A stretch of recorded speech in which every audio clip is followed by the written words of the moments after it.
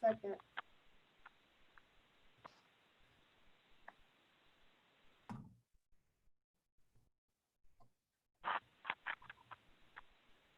Okay, we're broadcasting live. Thank you. I'd like to welcome everyone to the City Council Budget Work Session. The time is now 6:30 on the dot. Thank you for joining us if you're viewing by the city's YouTube page or on Council Live and being redirected to that page. Please continue to share the information so that people can join us remotely. I'd like to bring the meeting to order. Roll call, please. Mayor Gore, Here. Vice Mayor Bennett, Here. Councilor Randolph, Here. Councilor Holloway, Here. Councilor Parton, Here. Councilor Denton, Here. Councilor Pelham. Present. Thank you very much. This is the second work session that was meant to be the wraparound for a council to address all outstanding items. That is a accumulation of all the comments and questions that we've had throughout the budget process. And so we're here to go over those feedback. Last time we had this meeting on Tuesday, council had just received their packet. And so there was discussion about waiting to discuss more in depth until today. I will share that when we left off on the first item on the budget, it was regards to travel. Mr. Altman was supposed to get more information if he could to bring back to council. So I will pitch it to Mr. Altman to pick up on travel, and then we'll go back through the rest of the packet. Thank you, Madam Mayor, members of council. So we were able to get some additional information from staff members regarding the difference between essential and non-essential, which you have in your packet this evening. Again, we did not look at council, the clerk, or the Office on Youth. The attorney had sent an email with some suggested changes to her budget, so that's included here. A lot of our departments have travel that's related to certifications, particularly in our police department with their activities. So we have a list here on the side, the total amount of travel in the budget, what is looked at by departments as essential, and then what totaled at this point is non-essential.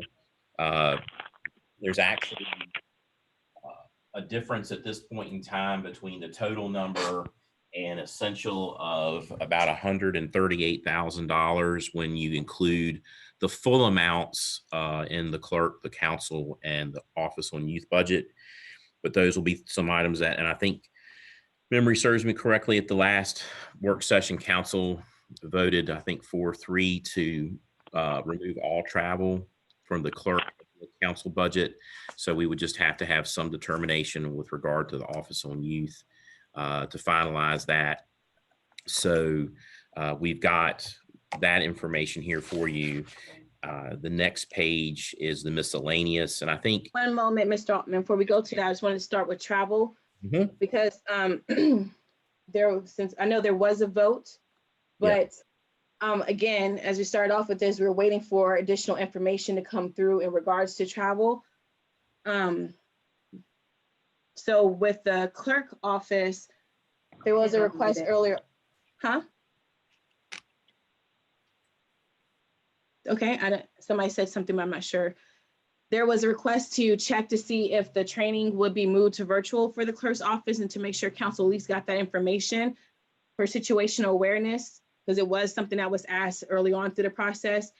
Since we do have an interim clerk who is new to the position, she certainly does need to attain training.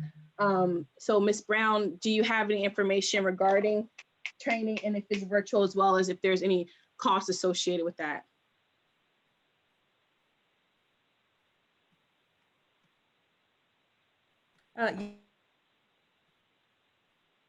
to look on the website for the International Municipal Clerks Group, who does the trainings for the certified clerk position or the certification for the clerk's position.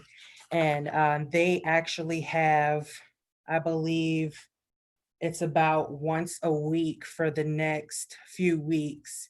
They have webinars that you are able to register for to take through the IIMC. I believe each of these webinars, they're about 2 hours, and each webinar costs $50. And do you have the number of total credits you would need to become certified? Or a roundabout number? I think it's in the 60s or 50s. Yes, for the education portion, there's two portions in order for you to be certified. There's an education portion, and I believe the other portion is like work experience. For the education portion, I believe it is 60 credits towards your certification for the education portion of it. And I think these webinars are one credit. Yes. Okay, so you need to take 60 of them unless you have more than 1 credit courses to be able to work on that certification. Yes, ma'am. And of course, with the courses that award you more than one of the certified municipal clerk education points, those classes are gonna cost a little more. Thank you. I just want to make sure council is aware of this because to my knowledge, since I've been on council, we haven't had a certified city clerk. And so this is something we should aspire to. And if there's opportunity to maintain the funding in the budget for the clerk's office to obtain virtual training at the least, council should consider it. Councilor Pelham?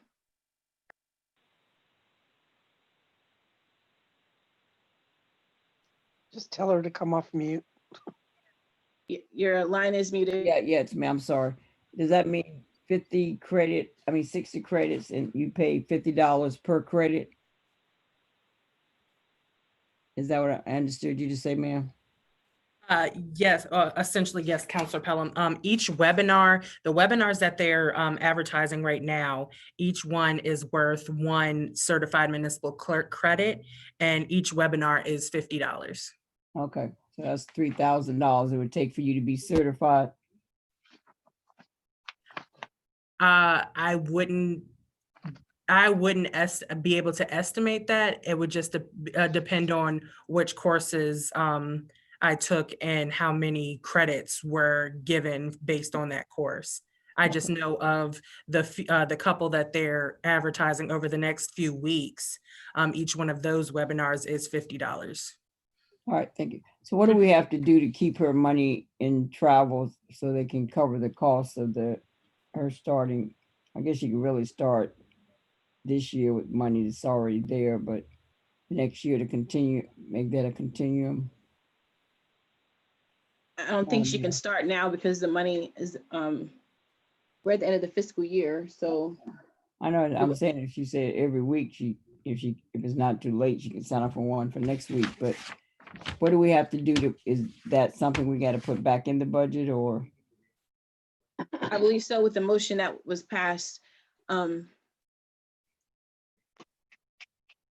I mean, I can't do it because I was not a part of the motion that won. So if one of the other councils could consider that, placing that money back in the budget so she can start her certification process.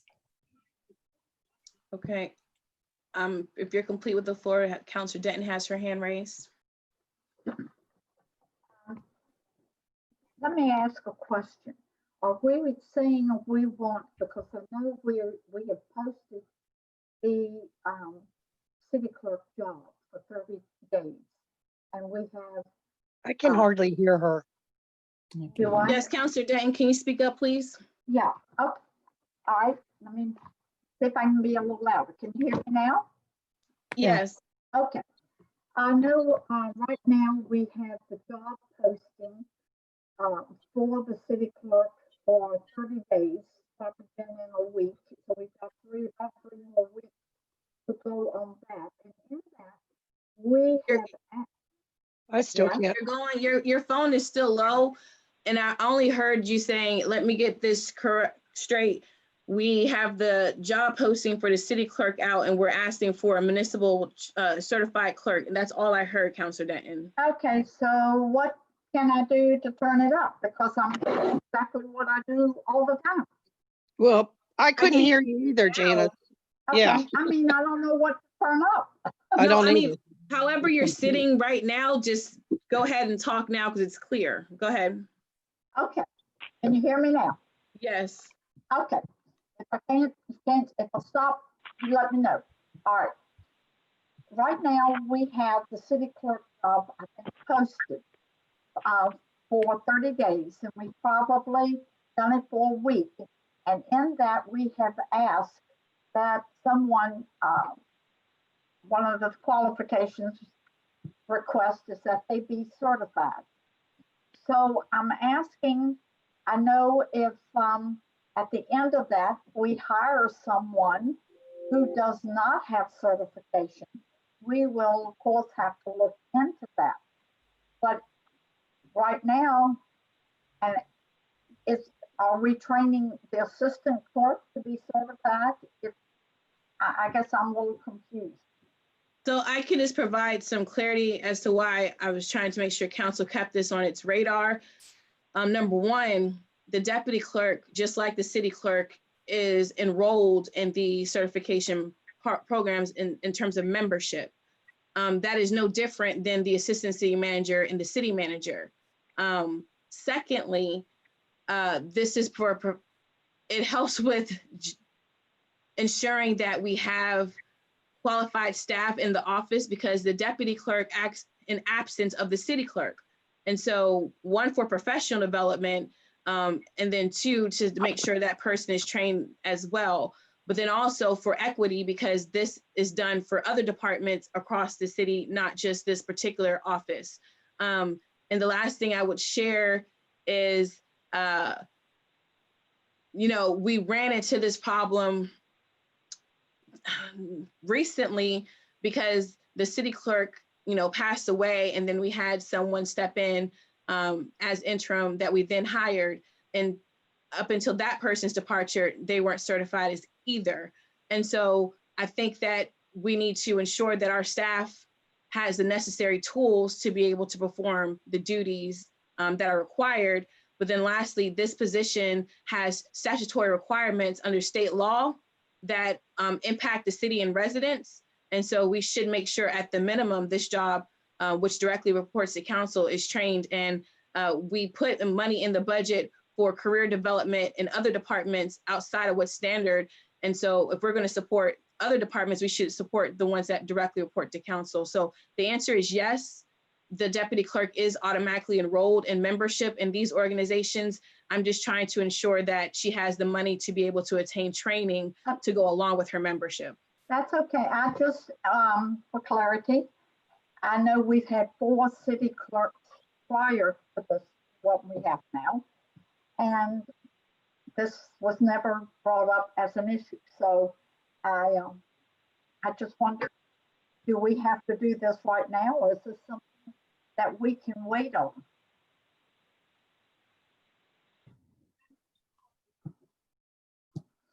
Sorry, ma'am, I said I would defer to council, obviously, when the comments come. I'm just saying that I know this is going to be a year that we're trying to keep things as limited as possible. And we have had 4 previous clerks. I think the last one was in the process of getting her certifications. But up until then, I don't believe we've had anyone enrolling in certification classes other than the last city clerk. So I'm just asking, is this something that we have to decide right now, or can we wait 1 year? I'll defer to council, Councilor Denton. I would just say this last thing is the office does need to have a lot of items brought up to speed and corrected. Many do have implications in terms of the law and then also residents. And so one, we have a backlog that we have to address, one backlog that extended past the departure of this former clerk, but what was in the office when I came in. When I came into the position as mayor, the minutes were not signed for years, the ordinances were not updated. And so that backlog still exists. And that's one of the things I was trying to work with the former clerk to address in the clerk's office. And so regardless, we need to have qualified staff to be able to address those. So when people deliberate, it's up to councils, it's obviously up to council. But in terms of if it's something right now, I would definitely say it's pressing and it does need to happen to address the backlog, but then also make sure we have qualified staff moving forward. So, Okay, so are you saying that our minutes are still 2 years behind? And the ordinances are not updated? yeah, so I would say I talked about this in a previous work session, but I talked about this with council in depth throughout the past year. One of the items that I tried to remedy in the clerk's office when I became mayor was the backlog in minutes. They were not updated on the city's website. And so one, that was one project to get that information unveiled on the city's website for the public. Two, the agenda packets and the videos were not on the city's website. That was another project we worked with IT to try to get resolved. And three, the red book, which we talked about in depth to make sure that there's funding left in the budget for Ms. Brown to purchase the supplies, was a project that I've been trying to get resolved, but there was pushback on that. And we need to, the minutes in the red book were signed up until, I think she picked back up 2016 to 2018 within the past year. And then there's nothing else. So I have not signed the rest of the minutes that were outstanding prior to me becoming mayor. And I haven't signed any set of minutes since I've been mayor for 2019. In terms of the ordinances, council is aware, because I brought this up again when I was talking about issues in the clerk's office that need to be resolved, is the lack of legal documents on our website for the public and for staff to address. And that was a project council had stated that they supported, but there was pushback in getting that addressed as well. So I can share that everything from when Ms. Robinson arrived to now is current. Prior to that, we still, I want to say prior to that is up in the air because I never got clarity on addressing those issues. And so at our work session, when I talked about these things with Mr. Altman and council, we need to, one, purchase the supplies to get the red books done, and then two, be able to figure out where we are with our past ordinances and resolutions. And that's been outstanding since prior to my term, but definitely a project I tried to work on last year that I did not get support on.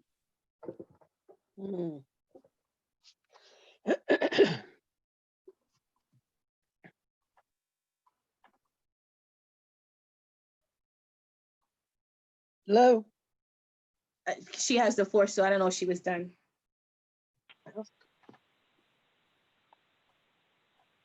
Okay, Vice Mayor Bennett.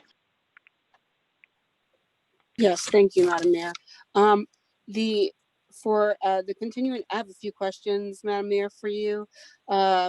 Is there a way that we can see if there's a roadmap or curriculum? I know you mentioned that this is a statute or requirement of the law for our assistant clerk to have these certifications. So is there a curriculum and a roadmap and a possible dollar amount or dollar value that we can have that way need be, so that we can be current and within the law and the statute, which you mentioned, for our assistant city clerk to have, that we can just go ahead and put that to the side for her continuing education as a line item? So to answer your question, I didn't say that it was a legal requirement for her to be certified. What I said was the office has duties that are required by law. So the clerk's office legally is responsible to perform certain tasks. And those were the tasks that I've been advocating for council to address with the former clerk because they were not being done in full. And so when I mention legal obligations, that's what I'm referring to.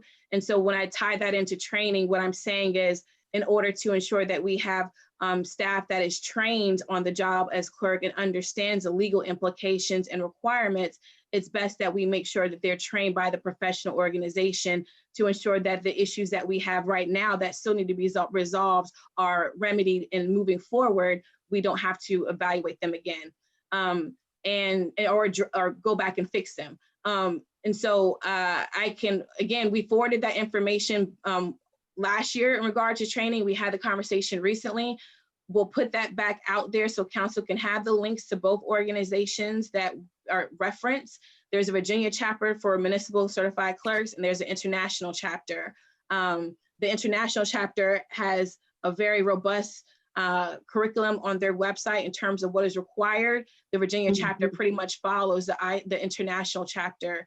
And so I asked Ms. Brown to be prepared to answer some general questions regarding training requirements tonight. So Ms. Brown, do you have that information available in front of you that you can address provide a very high level overview, and then we can, while you're on the computer, forward that to council, please?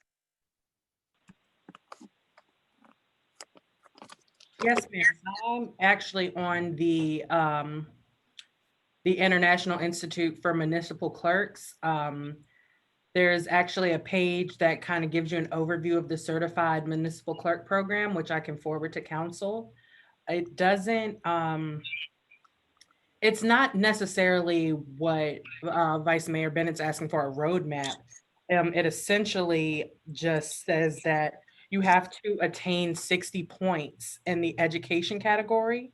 So Okay, can you stop right there? Who has to attain the 60 points? whoever is on the, is becoming the certified clerk, they have to attain 60 points. Okay, so it's the certified clerk that has to attain the 60 points. Somebody who is becoming a certified clerk has to get the point. Becoming a certified. Okay. Yeah. Is there any, Ms. Brown, is there any educational opportunities when you were reviewing that you think would be able to help you right now? Because I know you were just thrown into this position. Is there anything that you, when you were going through this and you're researching what the mayor wanted you to, did you see anything that stuck out like, hey, look, this is, I think this sticks out to me. I know this will help me function right now in between this lag between us getting a certified clerk. Did you see anything like that? Yes, there were a couple webinars on their virtual institute schedule, which I'll also send that to you as well, to all of council, the upcoming virtual institute program. There's a couple webinars on there which I can highlight for you. Now, do you know how long the courses are? Because I know they'll be even though they're virtual. Do you know the time frame of those classes? Like how long they would be? Based on the information that I have pulled off of the website, it says the webinars will be 2 hours each, running from 10 a.m. to 12 p.m. That's Pacific time. So that would be 1 p.m. to 3 p.m. our time. And that would, each of the webinars, you do earn 1 certified municipal clerk education credit. Okay, and how much were each of these classes? Do they have like each of them are a different price, or were they priced the same? The current virtual schedule that they have out right now, each of the webinars is $50. Okay. If you would be able to get a spreadsheet, send us those classes that would actually help you in the duties and that you are doing right now currently and assist you to do your job better. Can you send that to us along with the pricing? That way we can talk about setting that dollar value if all of council is okay with that. Would that work for you? Yes, ma'am. Okay, thank you, Ms. Brown. And can you do that? I know you're taking minutes, so I don't know how anything's going to go, but Madam Mayor, how would you suggest we do this? So I will follow your recommendation, and we have the final discussion on the budget on the 23rd for Tuesday. So that gives council the full weekend to look over this information and Monday to ask Ms. Brown for additional questions. And so when we adopt the budget, if council wants to reverse its decision to include educational training for the clerk, then at that time you can state it in the budget. When we approve the overall budget. And the last thing I would just say for everyone to be cognizant of, since we are in the environment of COVID-19, many organizations are still trying to figure out what they're going to do. I know that the International Clerk Association has a banner saying they have canceled their upcoming, I think it was Virginia or the International, one of the two said they canceled their annual conference, but it doesn't mean that they're not going to reschedule it, or it doesn't mean that they might move to an entirely virtual conference format. So just be cognizant of that. And the same thing goes for the other update I have, but I don't want to merge the two. So just be aware that there might be the need if council feels like certification or training is necessary to put money aside for down the road, because this is for a year-long budget. And what she has right now, Ms. Brown, how far does that go out to right now? The virtual program right now only goes through July the 22nd. So just think about long-term. So my suggestion, Vice Mayor Bennett, would be to look over this over the weekend, ask Ms. Brown additional questions, do some more research, and then think about what you want to do on Tuesday. Sounds great. Thank you. Thank you. No problem. Okay. Councilor Randolph? Yes, ma'am. At this point, it's not that I don't want the current interim clerk, Ms. Brown, to not get any training. However, we are in flux with that office at this point. We have put out a notification to hire a clerk. That doesn't mean that Ms. Brown shouldn't get trained, but it doesn't mean we have to do it immediately. I know that our ability to give her training and the dollars associated with it would cover a whole year, but we also have to look at us trying to cut back on everything that we can that is not mandatory at this point because of the COVID impact that we have.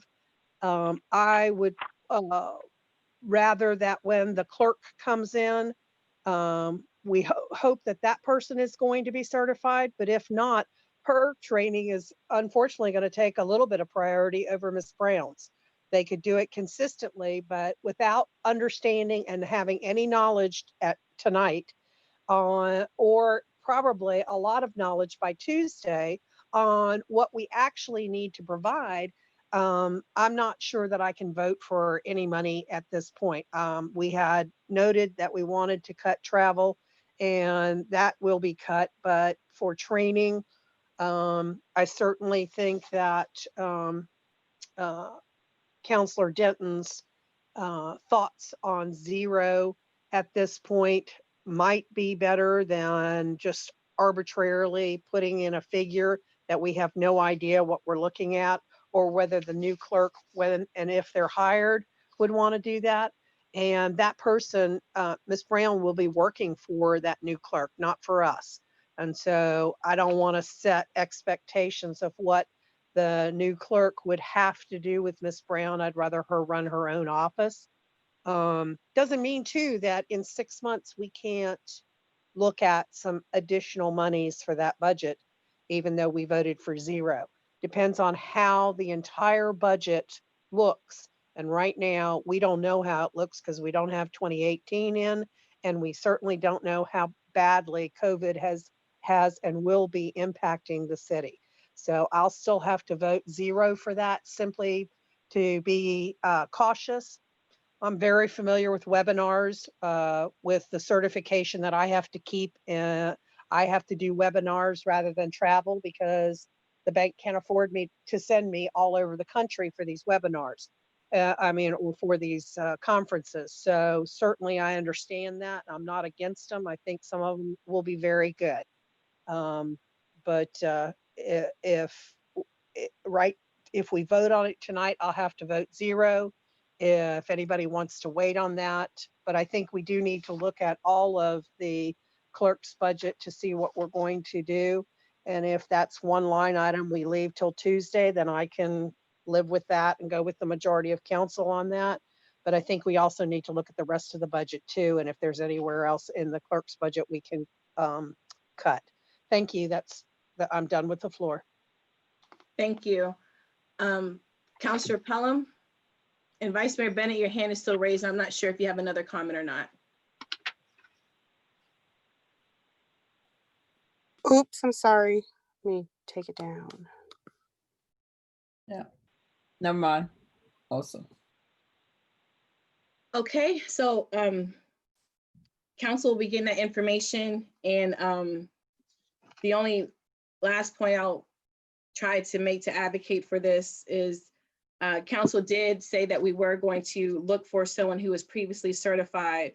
So hopefully that is what we achieve. But in the event that we don't, to then say that we may put money aside to train that person versus the person that we currently have in the office during this transition, I think, I don't know, I think it could affect morale. Also, I think we've seen the effects of not having staff trained or cross-trained. One, what we're dealing with right now, even though Ms. Brown has done a great job since she's been in position, I have no complaints, she's been remarkable. The fact is, she should be a little bit more trained in the position. Also, there is a reason why organizations train for succession plans in the event that something happens, that the organization doesn't stop being productive and efficient. And the last thing I would say is, again, this is not unique to this office. Assistant city manager attends the same training as a city manager. In the absence of the city manager is a person that's responsible for carrying out the work. Same thing goes for the clerk's office. So that's not up for the incoming clerk to decide. The deputy clerk position was created to serve in that purpose. So we should make sure that everyone is trained across the board. And the last thing I would say is, I think right now is the time to ensure that everyone is trained and has the access to the latest information. I saw a webinar specifically about COVID-19 with all the changes coming from the state government in terms of requirements for council meetings, what the council is supposed to do to maintain transparency and things of that nature. She needs to be aware of this and stay current since she is currently doing the job. Council will make their own decisions when they get the information, and I hope that everyone will see the value in whether or not we get someone certified, whether or not we decide to train the person that we hire if they are not certified. At the minimum, both staff members should be trained and efficient in the office duties. And I think what we're having to address now and what has not been done for the past year is a testament to why training is so valuable. So thank you for everyone for entertaining this conversation. I see Councilor Randolph has her hand up, but Ms. Brown will send you the information and then just, research and talk to her and think about it. Councilor Randolph? Yes, ma'am. I'd like to make a motion on the clerk's office budget, please. Sure. I'd like to make a motion on, and if you could bring up the clerk's budget on the top so that we make sure that we're all looking at the same thing if possible. The travel, I have the travel budget on the screen. You want another page? The clerk's budget. I will have to go back to another document. So give me some time to pull that up. Sure. And I will leave out of my motion, but I'd like to make a motion to reallocate funds in some of the items. I will leave out travel until or a portion of travel until Tuesday, but just look at the rest of it to make a motion so that if we're not in agreement tonight on travel, we can leave that till Tuesday. But I'd like to look at the rest of the budget in that and make a motion to specific to certain line items to change service contracts from 2,500 to 2,000. That's for temp workers.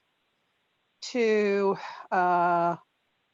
change postage from 600 to 100. That simply was used for FOIA and for the liens. And so it's not really needed, but just leave a little bit in there just in case. To change the mileage to 0. Travel, as I said, we'll leave out for right now, in the sense that conventions and conferences will be staying by itself, but we'll get lodging and delete that to 0. Travel itself to 0. Meals to 0. Dues and memberships stay the same. Office supplies is going to increase to 6,500. That's for the red books. And then furniture, fixtures, and equipment to 0.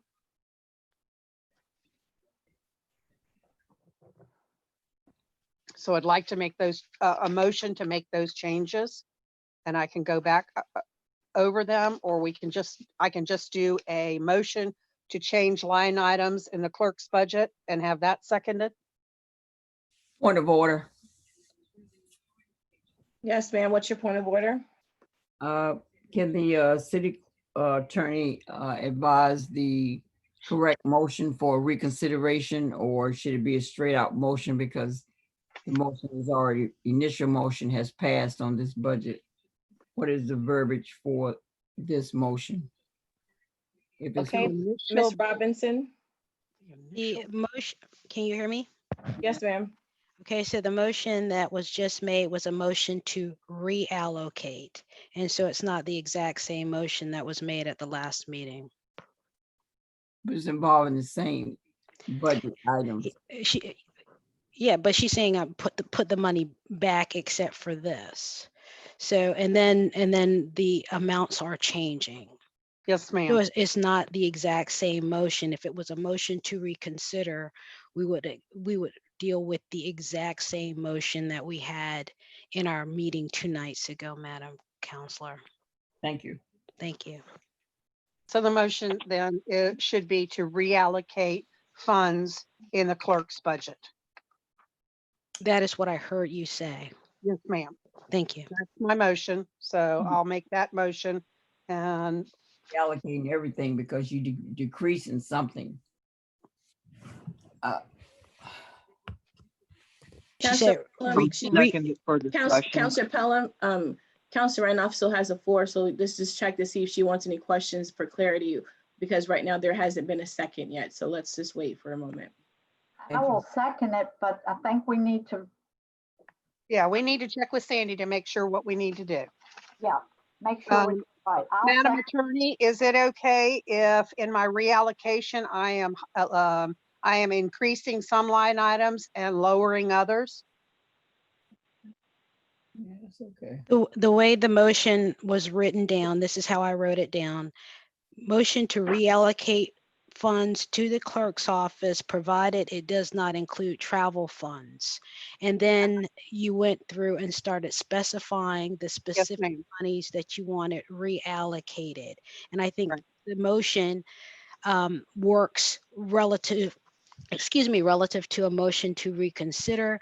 I would ask that if there's a consideration of rephrasing it, unless everyone's agreeing to the exact numbers, it might be more efficient to kind of do it line by line so as to not get caught up with, have the motion caught up for too long, because certain aspects are agreeable and some aspects are not. That's just by way of a suggestion. Okay. Since it's covering so many things in the one motion. Yes, and I understand, and I don't want to spend a huge amount of time. We either go for it or we don't. But does that mean we have to take a vote on each line item then? Mm-hmm. Yeah. Is that what you're saying, Madam Attorney? That's what she Okay, recommended. I'm just trying to unmute. It took a little bit of time. I think it would expose you to that outcome if you wanted to go and specifically propose a specific dollar amount by line. You So can I keep can- your motion as it is, but if Yeah. anyone disagrees with any portion of it, you might spend more time with that motion because you've covered 7 or 8 items in it than Right. if you had covered maybe 1 or 2.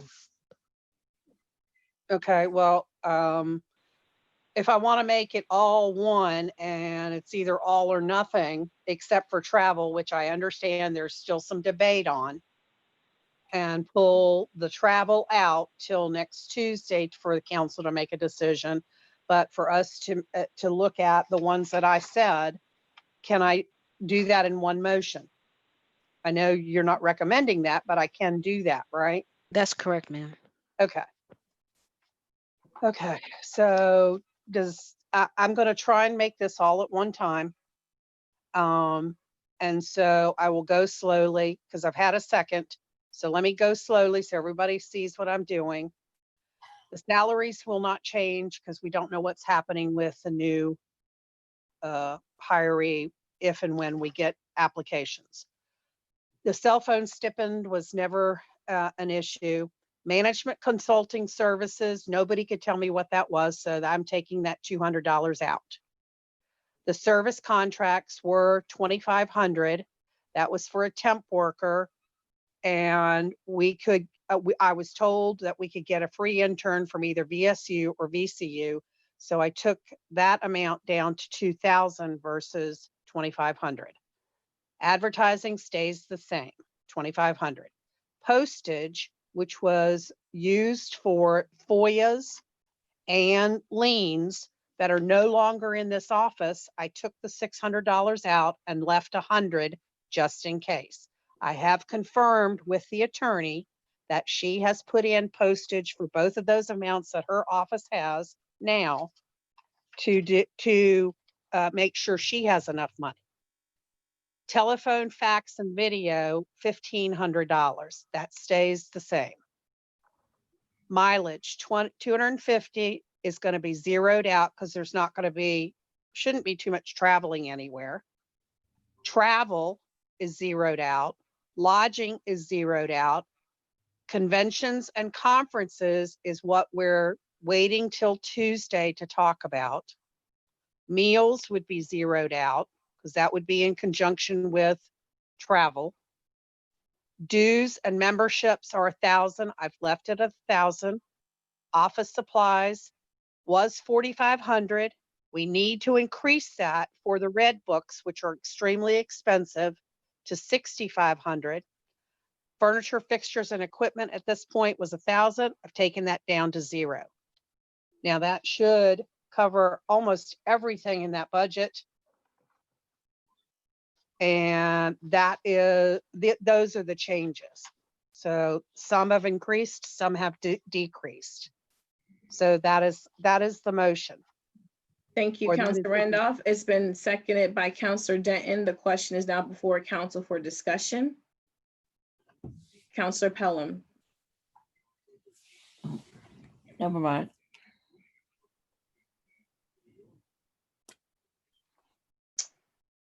Council members joining by phone.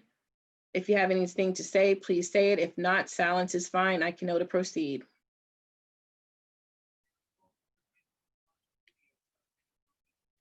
Okay, Councilor Pelham, you have your hand raised again. Is that on accident? I thought I lowered it. It's okay. Roll call, please. Mayor Gore, No. Vice Mayor Bennett, Yes. Councilor Randolph, Yes. Councilor Holloway, No. Councilor Parton, Yes. Councilor Denton, Yes, Councilor Pelham. No. Okay, motion passes. So the other item that falls under the clerk's budget that I was presenting about, I addressed travel and advocating that travel be put back into the budget to help her become certified and trained. There was discussion regarding miscellaneous, and there was a motion last meeting to eliminate miscellaneous from the budget. And I asked, Councilor Randolph to please hold off until I get more information because I felt like operational things were paid out of that, and that is correct. The clerk did pass information out to council via email regarding that. Several items are paid for out of operations. The biggest item that I saw was the recording. Just for council's refresher, last year I did advocate for the clerk to review. Well, number one, when the city attorney came, I asked for all of our contracts to be given, all the city's contracts to be given to the city attorney for review and to keep it in that office, because it was very hard to find or know about city contracts that were being signed. Madam In Mayor, that process, are you, I'm sorry, what? are you talking about the clerk's budget or council's budget now? The clerk's budget. Because there is no miscellaneous in the clerk's budget. Sorry, it's council's budget. I'm sorry, council's budget, council's Thank miscellaneous. you. You're That's correct. what I I'm thought. sorry. Okay.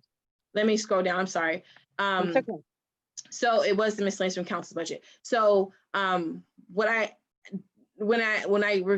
we got the contracts, one of the things that was brought to light when talking to the clerk was the fact that council was still paying for someone to come in and videotape our council meetings.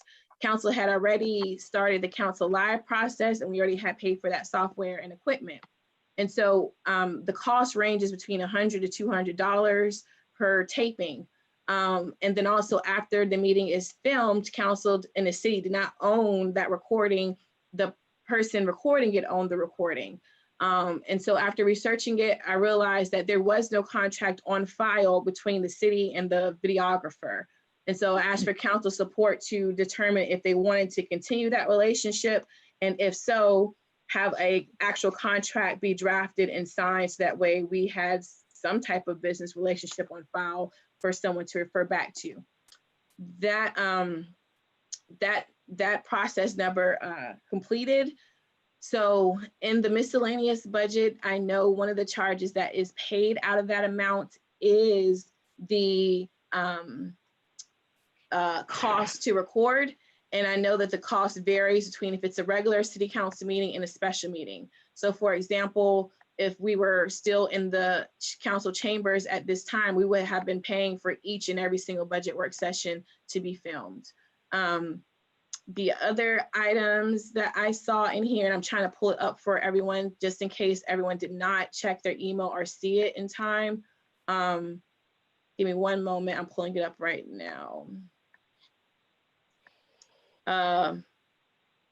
Shredding for the clerk's office comes out of this budget line item, and the clerk's office has 2 shredders that I'm aware of.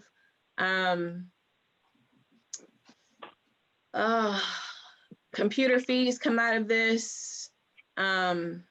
Computer, never mind, sorry. I can't tell you exactly what this was, but I just know that I know the prior clerk used this item to pay for operation stuff. So I don't know the details yet. So I'm just saying, just be cognizant. And I don't know if IT can chime in on anything that she sees on the screen or is aware of that comes out of this, or especially when it comes to the recordings. If so, Dr. Manker, can you chime in? If not, that's fine. City Council, upon looking at this journal, so to make a clarification here about the computer fees, the contract for providing leased computers, that just begun. So this fee may have been things that she purchased prior to that contract. That contract with the city for computer leasing was initiated in December 2019. So they should no longer have computers or anything like that coming out, from their budget. I don't anticipate them having that in the future. But we do not provide city staff with iPads or tablets. So that's something to keep in mind in case there's ever a need for that. The videotaping for Council Live, that's in our budget, it's in the IT's budget. So the only communication or the only video is the recording of the council meeting each week, or, you know, that's the only thing that she is responsible for. And I thought at some point there would be a conversation about continuing that. But, you know, I was told that, you know, it was a good idea to continue to have a hard copy in case there was a failure with the streaming version. So that's still up for debate and for discussion. The remainder of the budget, I really am not familiar with all of the details of the city clerk's purchases. Thank you. I also see in here the fee for the facilitator for council's retreats is included in here. I know council talked about that previously, but I just want to say FY, this is where the funds came out of. Outside of that, I did mention the shredding. Then also our photography, when we have our annual pictures comes out of this, council will need that money for next year. So that's just a snapshot of what comes out of this. So I do see Petersburg Alarm and some other, I'm not sure if the background checks come out of this because I see investigation for when council appoints boards and commissions and authority members. I believe that this comes out of this pot of money as well. So if we're going to do appointments that require background checks, it would come out of this, I believe. So just be cognizant when there's a request to zero this line item out about the fact that operational items are purchased from this because there is no other line item for some of these things. So hope that provides clarity. And then I have one other topic and then that's it.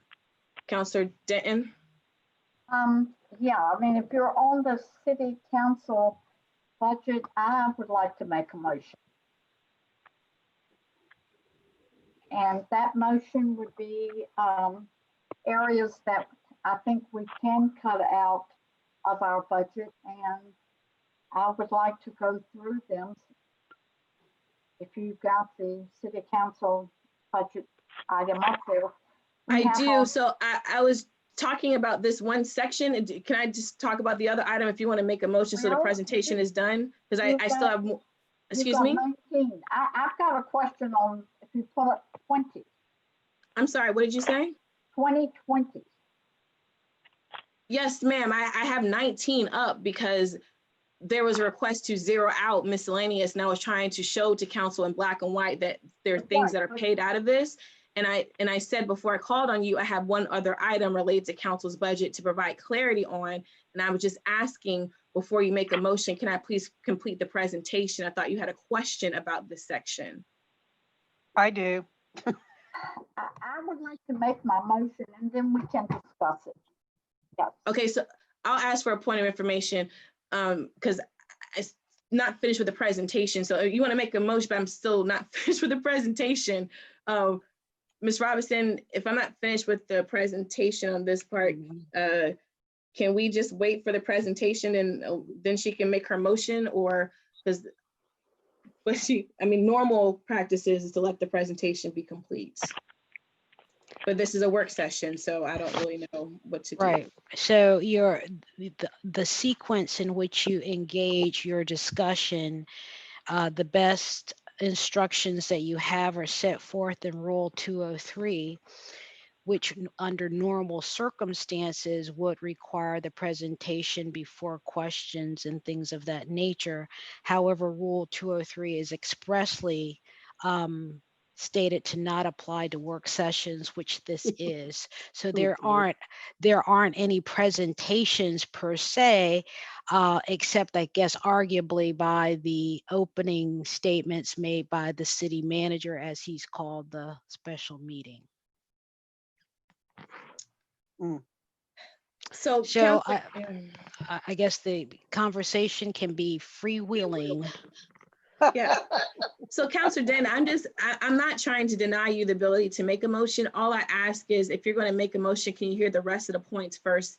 So that way people can engage in full discussion on your motion. That's all I'm asking. Well, I know. I also have some questions and comments on the allocations too. So that I'd like to say before we, if possible. All right.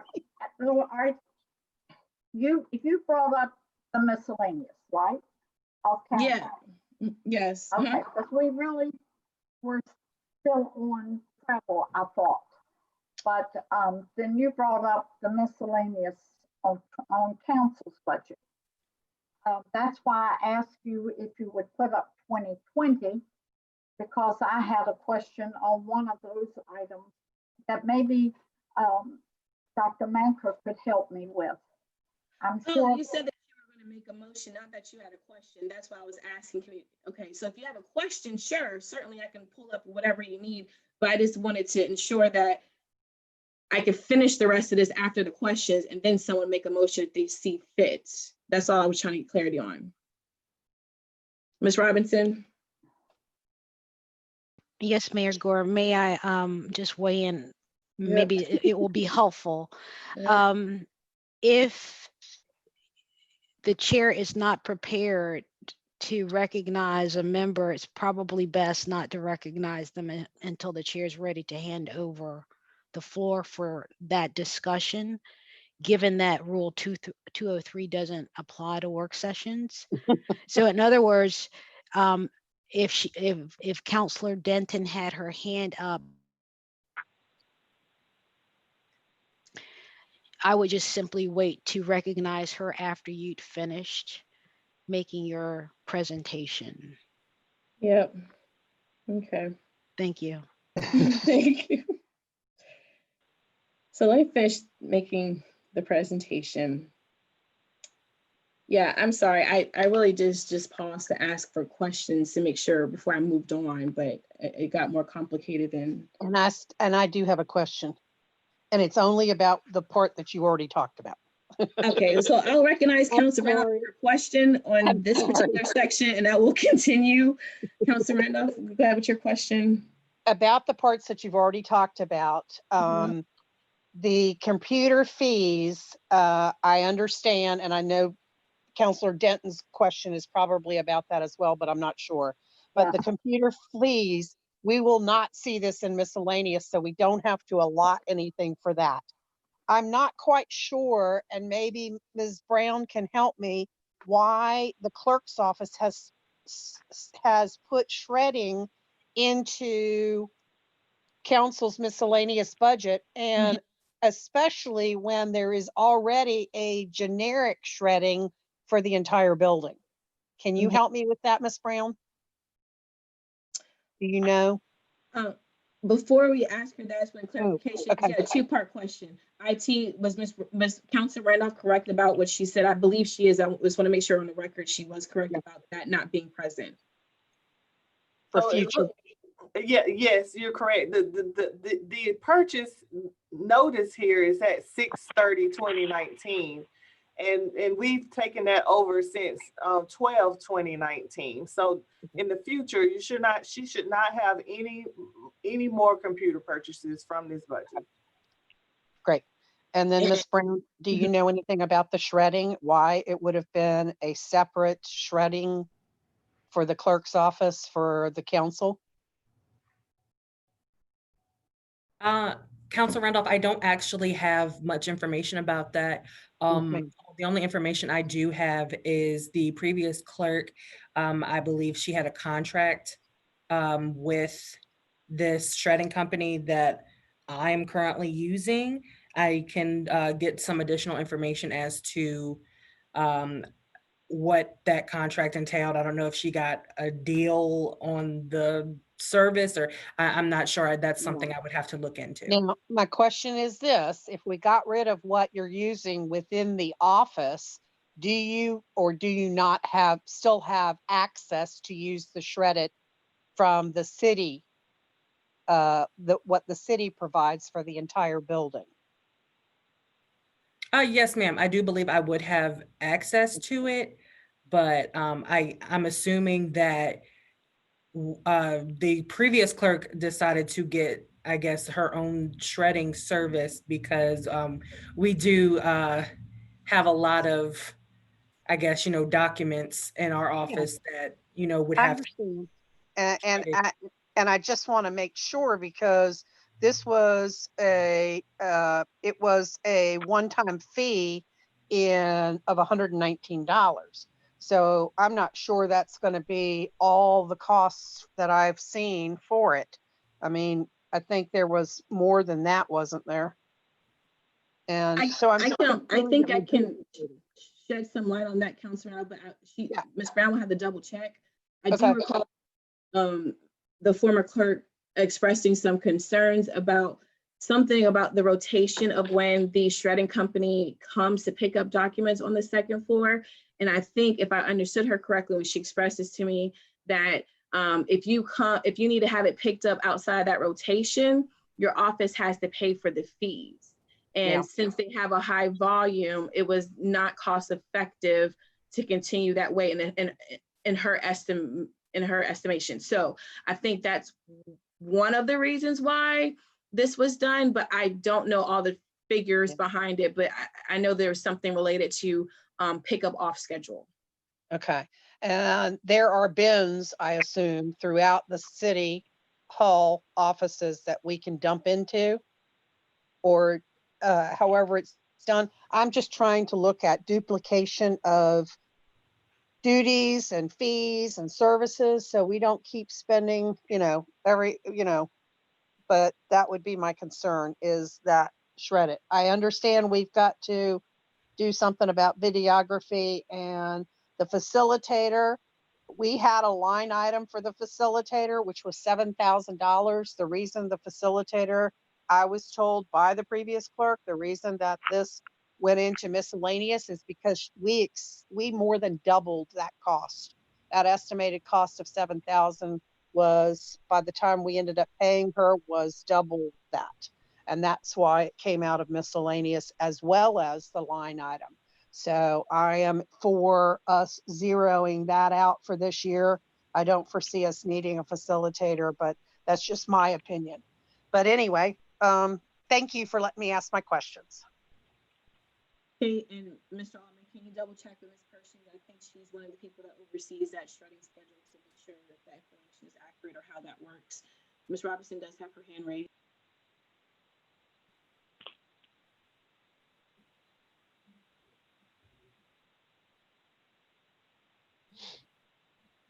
If you're speaking, you're on mute. Yes, ma'am. I actually raised my hand by mistake. I was trying to send a message, but the message really went back to an earlier point of order. And I wanted to just sort of suggest to the chair, if we're going to stop the presentation to entertain questions, that has to be afforded to all participants, without regard to whether they need to utilize another part of the budget for reference purposes. So it's just a fairness thing at this point. That was it. Thank you. Madam Mayor, Yes, ma'am. may I ask Ms. Brown a question in reference to the shredders in the building? Yes, ma'am, but can you actually wait? Because I need to go back to Counselor Denton. I thought she was making a motion. Okay, sorry. So All let right. me figure out what document she needs to have on the screen. And I will get it up there so she can ask her question regarding the expenditures. I'm gonna go to the city's website, The shredder. see if it's up there.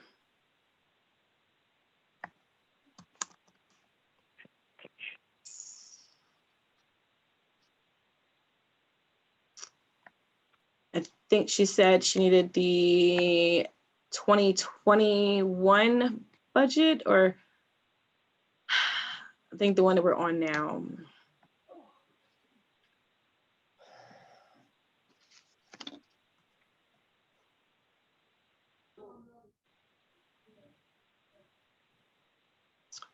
Okay.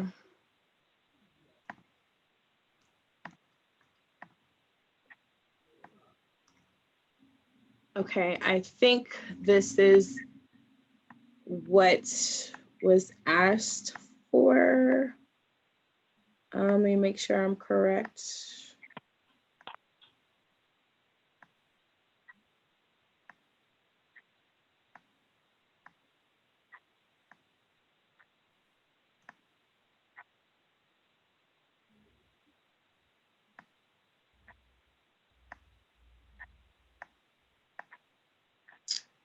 All right, Counselor Denton, I think I found the section where it has our upcoming budget that was in the documents we got early on in this. So this is just the reference that I have readily available on the internet to pull up. Okay, now you've got the city clerk up there now. You wanted council's budget, correct? Right. Okay, hold on, let me find it. So it's in this section. There you go. There you go, okay. There you go. Okay. Okay. Are you ready for me now? Yes, ma'am. Okay. I would like to make a motion that we make some changes in our budget as follows. And Ms. Brown, if I talk too fast, you say slow down. Okay, management consultant. I can't understand. It has 7,000. I would delete that to 0. Ward improvements, 21,000. I would delete that, but would like to put that in a contingency fund. Ads, we've got 15,000, leave that, because we're going to be using that. Marketing and events, 0 out. Postage, we kind of went through that a while ago, and I'd like just to make that 3,500, bring it down to 500. Counselor Denton, I'm trying to track what you're saying. I heard marketing events 0, then after that, you kind of Okay, faded out. marketing events, 0 out. Uh-huh. Postage from 35 Mm-hmm. to 500. Mm-hmm. Phone and fax, I'm increasing that from 1,500 to 7,500. Mileage, 0 out. Travel, 0. Lodging, 0. Convention conferences, 0. Meals from 8,000 to 4,000. Dues and membership, 0 out. Office supplies, leave that 35 because of the red books. Books, subscriptions, 0 out. Furniture, fixtures, 0 out. Communications, I would like to make that 10,500 divisible, whatever, by 7, which would give each plus $1,500 to communicate with our wards. And miscellaneous, 0 out.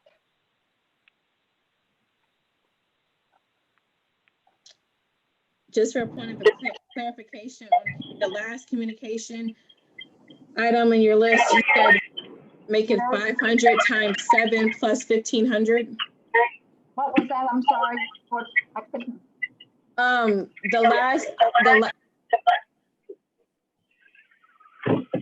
some echo in there. Which one?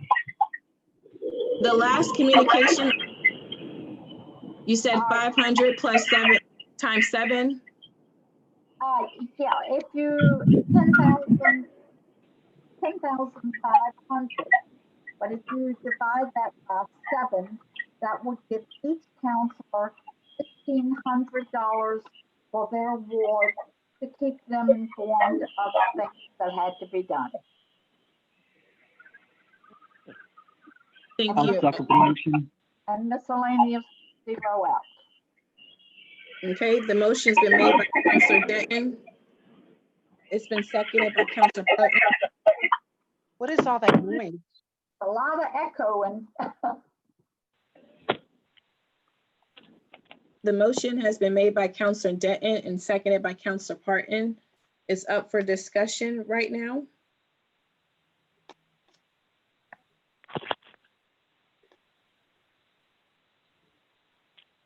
Counselor Randolph?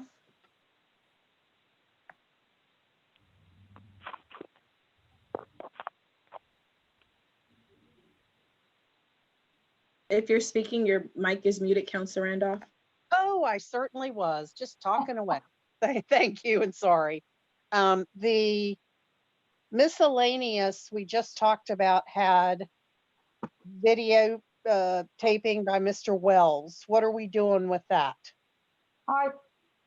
We added 6,000 in the phone and fax. Was that, I was thinking, I think Mr. Wells' fee is like 6,000 a year. And we put So that, you're saying we either need to add it to another line item or create a new line item yeah, and either way. put either that way. in there? Okay. Okay. Yeah, but the But you've phone- allotted for it. Okay. yeah, Okay, that's it. Thank you. I can do that. That, if it would be, clearer, make the phone fax 1,500 and, what would you call, Mr. Wells, The videotaping? videotaping our meetings, $6,000. Thank you. You're welcome. Mr. Altman?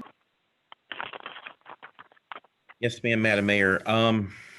I would like to point out to council, when you looked at the miscellaneous items, there's all, and if you look at the years, there's a reference to Municipal Code Corporation. That is our city code online, and our arrangement with them to update our city code online.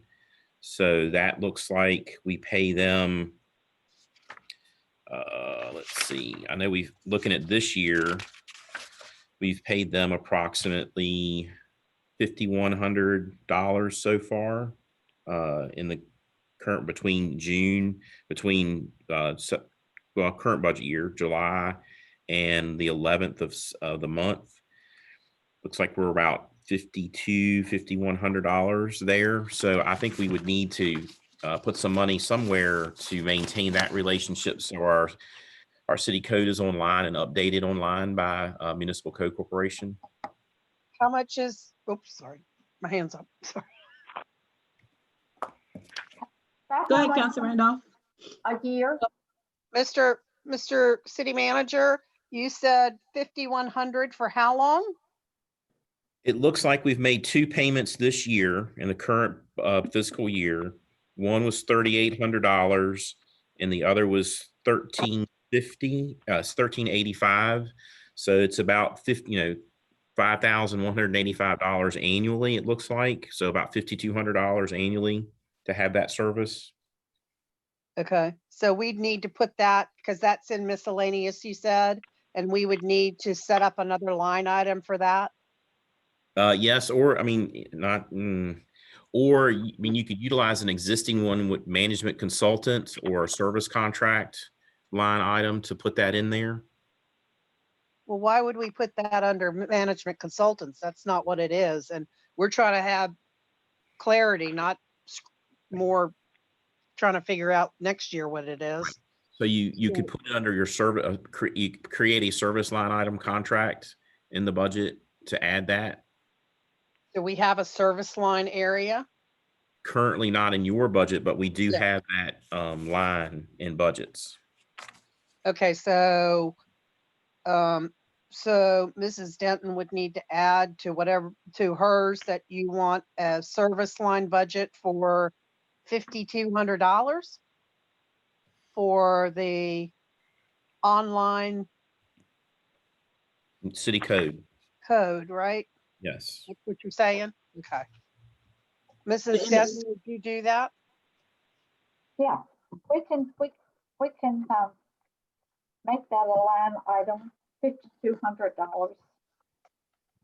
So I'll just remind council that we have 3 softwares that need to be budgeted for.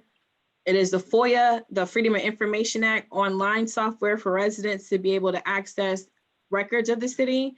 We also have the agenda software program that we use.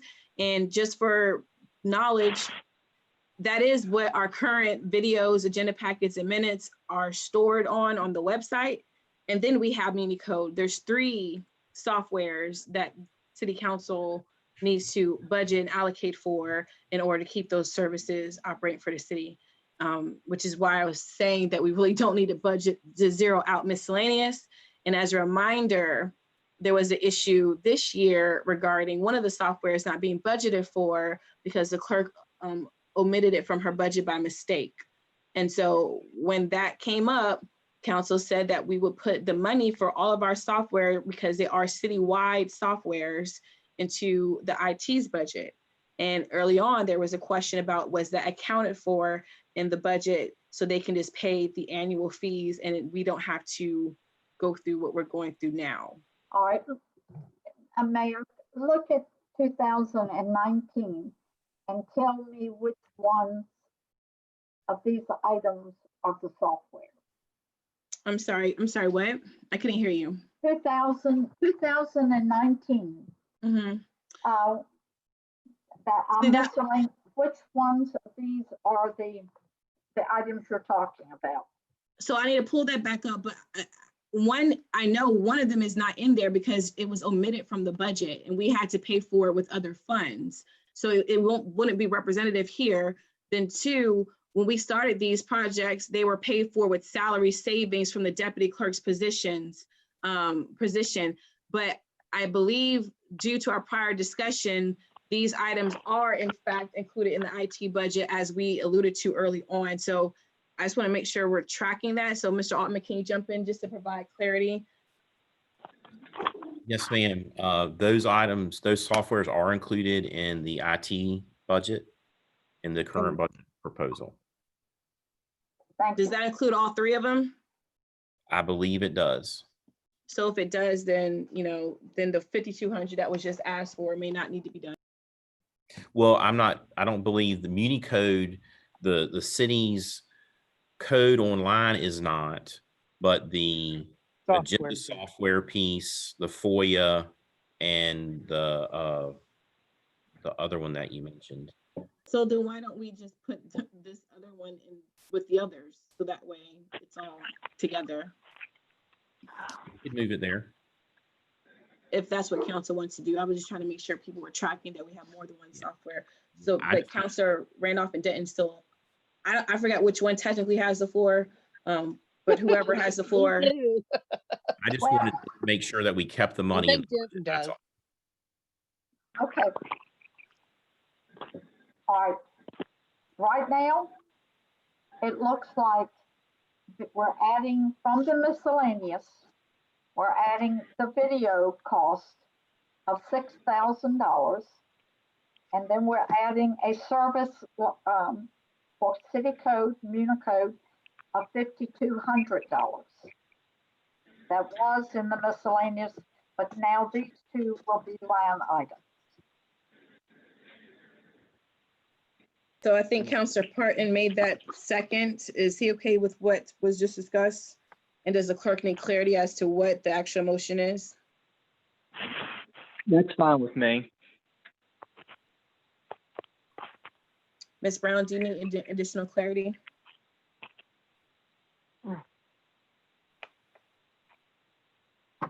Yes, ma'am. You do? Can you repeat them? I'm sorry. I'm going in and out. What's the motion? One more. I'm sorry. It's okay. Madam Clerk, what were you saying? Do you need more clarity on the motion? No, I have the motion. There wasn't anything additional added to the motion, correct? Can you just repeat it to make sure it's what Councilor Denton has as her final motion? Yes, so I have as her motion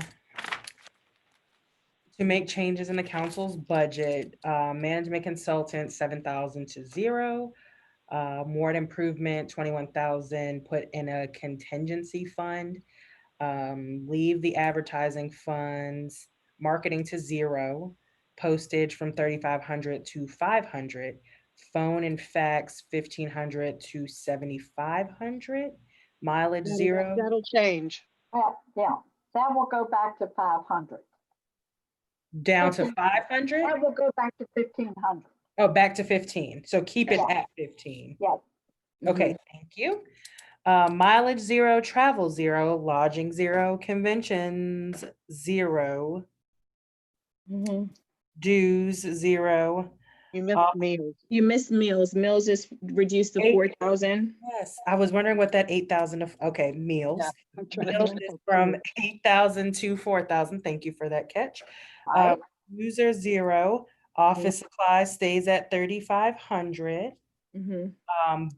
Books and subscriptions to zero, furniture to zero, communications is 10,500 divided 7 ways, which will equal 1,500 for each counselor, and miscellaneous zero. Counselor Denton, is that your motion? If I didn't hear this, Ms. Brown, did you say the service line, the service consultants for the city code and muni code was 5,200?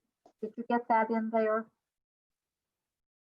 No, she didn't state that. So actually the service, you actually said for 6,000 for the videographer and then 5,200 for muni code.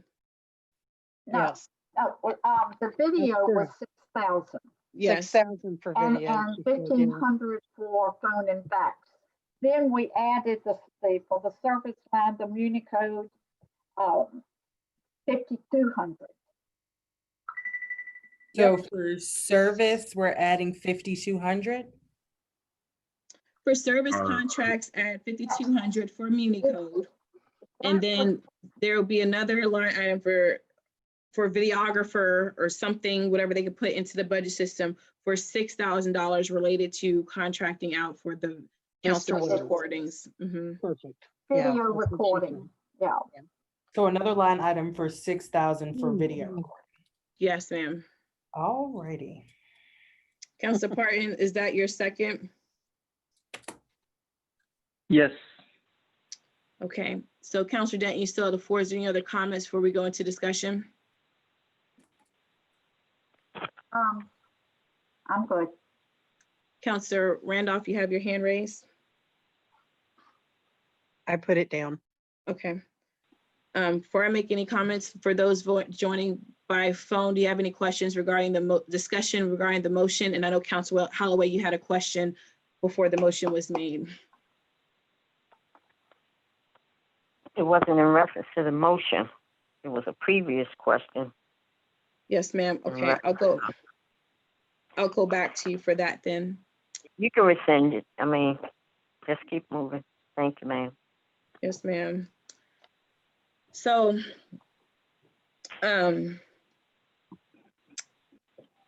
Councilor Den, I have some questions for you, but in regards to get clarity on this.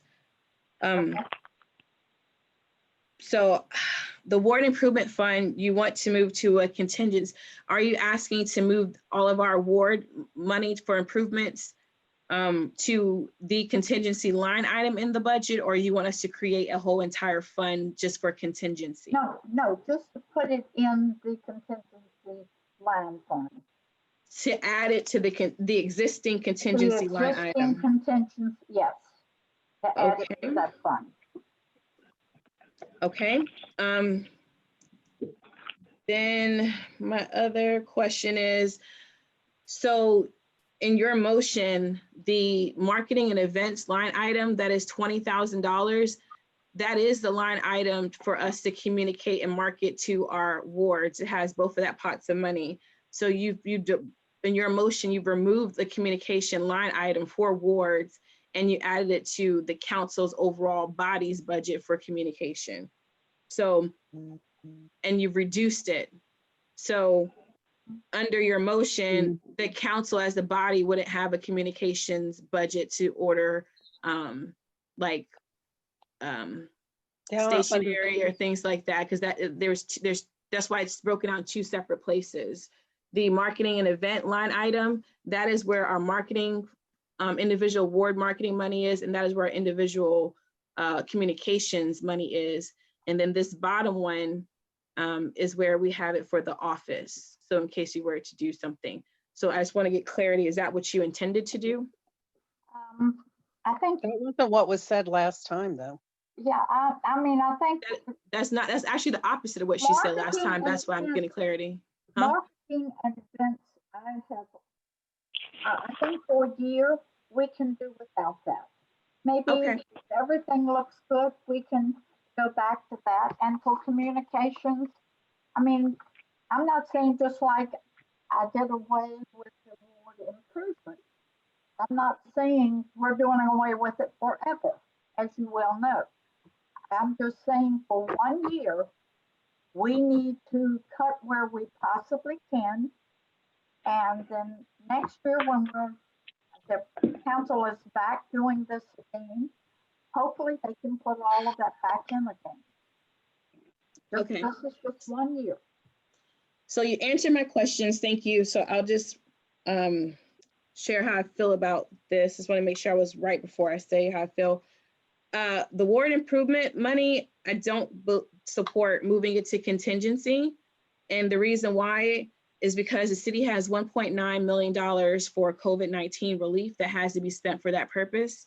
Additionally, we have about $200,000 from additional federal aid for COVID-19 for community development and family support through CDBG funding.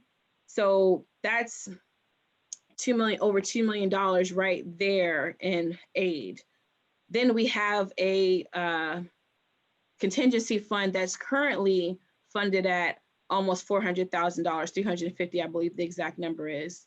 So between all three pots of money, we're looking at $2.5 million already set aside and available to us for contingency in COVID-19 or any other aid.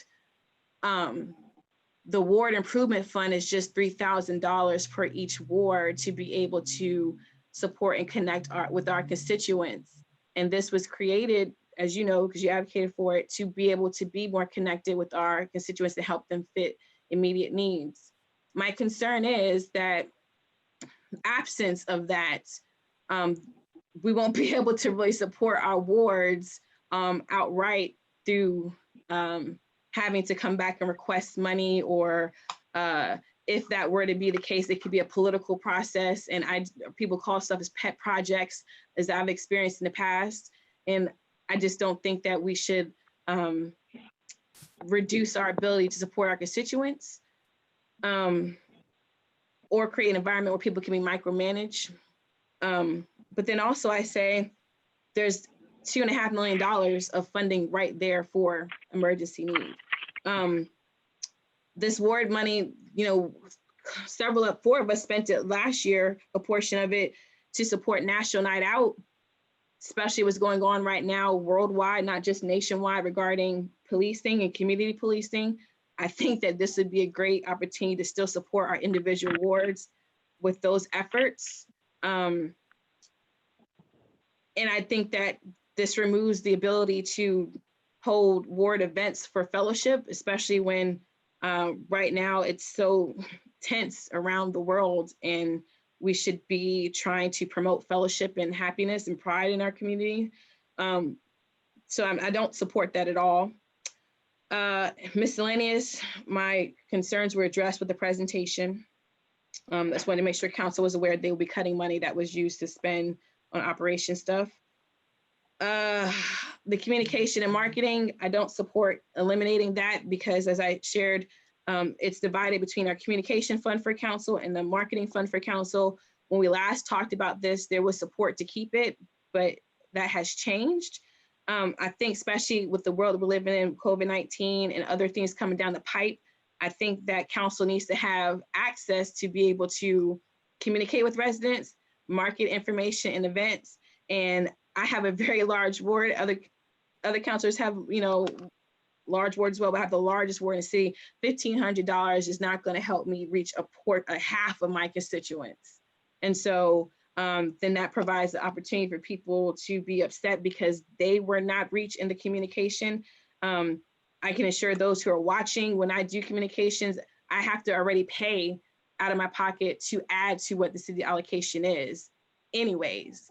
And so to reduce that provides, I mean, just not feasible.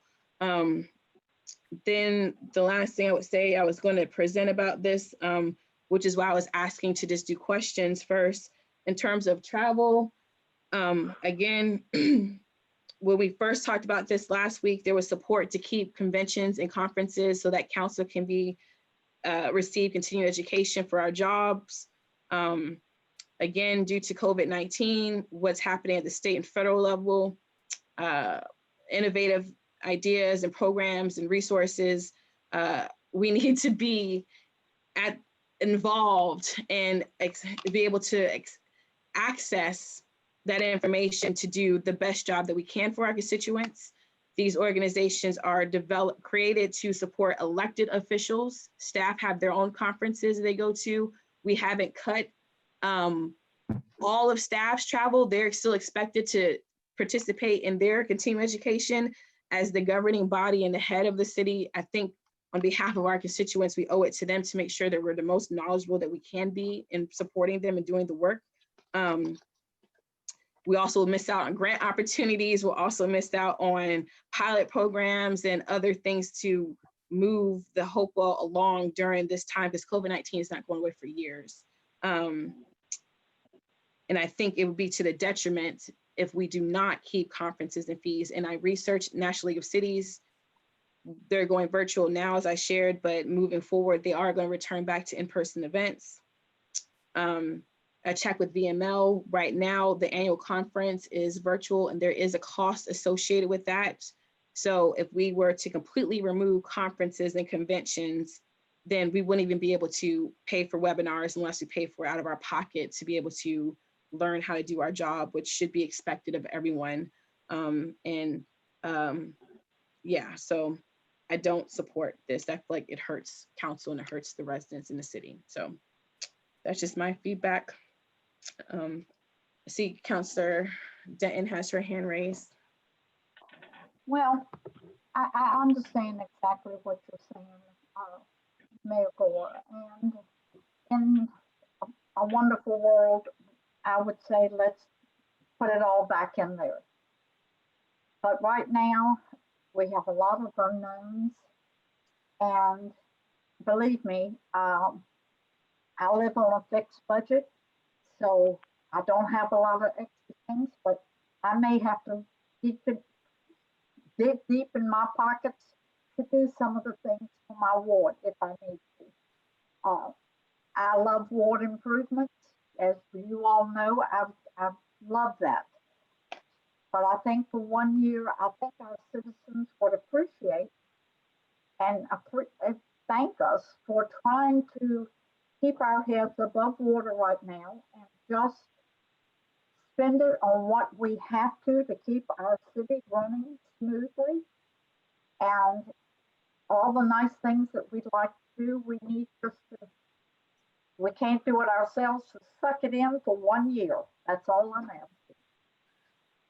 Okay, Councilor Randolph. Yes, ma'am. Thank you. My understanding of, Mr. City Manager, if we put ward improvement into the general contingency, we know how much we put in there based on what was in this allocation. What do we have to do to pull it out if we decide that there is an event citywide or something that we need it for? If council decided that we all wanted to participate in some kind of an event for the city's morale or something, we could pull it out, but what steps would he have to take? You just have to make a motion to do that and vote on it, correct? Yes, ma'am. You would Okay. need to, yeah. Put it on an agenda and vote on it and take it out, right? So Yeah. I certainly have used my ward improvement money every year to help things in my ward, and I like to have it. And I certainly feel that it's worthwhile, but I can't sit and tell the police chief that when he wanted 13 more police officers, that he can't have any, but I'm going to get my award improvement funds. You know, we've still put it there. We have access to it. So that doesn't create an issue for me on the ward improvement. I think that when we talked about council's budget, I don't remember exactly which meeting it was. It was in the last 2 or 3. We talked about this AdCom as being the communications. And Mayor Gore, I thought, quite honestly, that's what you had indicated to us. So No, it's not. hopefully- It's the opposite. Okay. So AdCom doesn't mean that if we designate that that's where our communications is coming from, that we can't take it out of there, correct? So we can actually use this and split it evenly. To me, that I'm okay with that too. So I just wanted to make sure that of how we had to, that I wasn't thinking it was super easy for us to get our contingency ward improvement funds back, but I do feel that that's fairly easy. And that we would be able to do that if it was something that we needed to do with it. So I feel like that is still there. We still have requirements on it for what we can spend it on. And, you know, it still carries the same weight that we each have a piece of that we're putting in there. So that's all I have. Thank you. Thank you. Anyone else joining us by phone? There's no other hands raised right now. Yeah, I'll just say something real quick. You know, along the same sentiments that all the city councilors have made, I mean, these are things that I don't think we want to do. But of course, in times that we're in right now where, you know, we don't know the full ramifications of everything that's going on between, you know, social unrest that's going on across the country, COVID-19, and who knows what's going to happen in this next budget year. I think it's better to plan and budget more conservatively. And if it turns out that we don't have, you know, a lot of major impacts and the revenue is coming in a little bit better than what we anticipate, then we can always go back and readjust the budget and put money back into things like ward improvement and some of these other things. I mean, you know, like Councilor Denton said, I mean, that's something that, you know, I really like, because I've been able to help people with a lot of their drainage issues in the neighborhoods and make neighborhoods more functioning through curb and gutter projects. But again, I think it behooves us all to budget and plan more conservatively, and especially fiscally conservatively in this time that we're in right now. And when, you know, things hopefully improve, you know, we can go back and we can, you know, put these things back in the budget and we can see more things through. But I think it just, like I said, it just pays to be more cautious. Thank you. Thank you, Councilor Denton and Councilor Knapp. You still have your hands raised. I'm assuming that's from the last comments because I didn't see them go down. I'm sorry. Okay. I'll just say, for my residents that are watching, because I did poll to see who felt like this is something I should fight for, I didn't have one person say not to. And so that is why I am fighting for this, because I was told to. So I understand this is just my opinion. That's why we all have individual votes. But for Ward 4, I want them to know I did fight for this. My concern still remains that they'll be equitable in terms of when we do come back to ask for ward events or ward support, that it be passed and supported and not called pet projects or not called wish lists or other derogatory terms when we're trying to provide support to our constituents. Then also, when it goes into this big pot of money, who's to say that it will be equal in terms of who receives it? Once this is put into contingency fund, the line item, which is why I asked that specific question, it's not broken down by ward. It's just a big pot of money that goes with the other stuff. So there is no checks and balances to ensure that each ward will be treated fairly. In addition to that, I do have concerns about how this goes back to the main point that was made earlier about making sure that our budget divides up funds by each ward. If anything, the current layout of $3,000 per each ward is incredibly transparent. Everyone knows what they're starting with, everyone knows what they end with, and so it's equitable. And also, you don't have to deal with political or personal feelings when you're trying to support your constituents. The other thing I would say is in communication, what I was trying to say, the marketing and event line item is funded at $20,000, which is divided equally. That number has been reduced now by $5,000. So in a time where we need to be communicating, people are desperate for communication, our monies has been reduced. Can't hear you. Our money has been reduced for communication for the public and with this proposal. It used to be 20,000, now it will be 10,000. So it's been reduced by almost half because it'd be 10,500. And at first we had 20,000. So Internet is, hello? Yes, can you hear me? Hello? I can hear you. Okay, thank Mayor you. Gore. Thank you, thank you. Councilor Pelham, I'm just saying that it will be, the communications money will be reduced by nearly half. It will go from 20,000 to 10,500. So I just can't support that. I think that we're in a time we need to increase our communication and outreach to the public. And we need to increase the opportunity to provide support for our residents because many of them are struggling. And the last thing I would say is I started this budget process with asking for council to reduce the budget by 500,000. And if people recall during that work session, there was discussion about if my request was shouldn't even be asked because staff plans the budget, they know what's out there. So I've been an advocate of reducing it. I have no objection to cutting travel and some of the other things that we discussed. I have no objection to those. But there's a difference between reducing your budget and completely gutting it. And the governing body who's in charge of the city has residents that we're held accountable to. We're gutting the things that directly impact them in terms of communication and what direct support we can do for our wards. And lastly, I would say, yes, we asked for other departments to reduce their budgets, but if you look around the board, they still have travel right now because we made no decision on their travel. They still have hefty communications budgets. I know one budget we just passed by had 20,000. Mayor Gore, I'm sorry to interrupt. Ms. Pelham just said she can't hear anything. IT, please contact Councilor Pelham. She needs to log out and log back in. You're not muted. I'm not muting anyone, Councilor Pelham. I see your comment. Log out and log back in. I'm not muting anyone.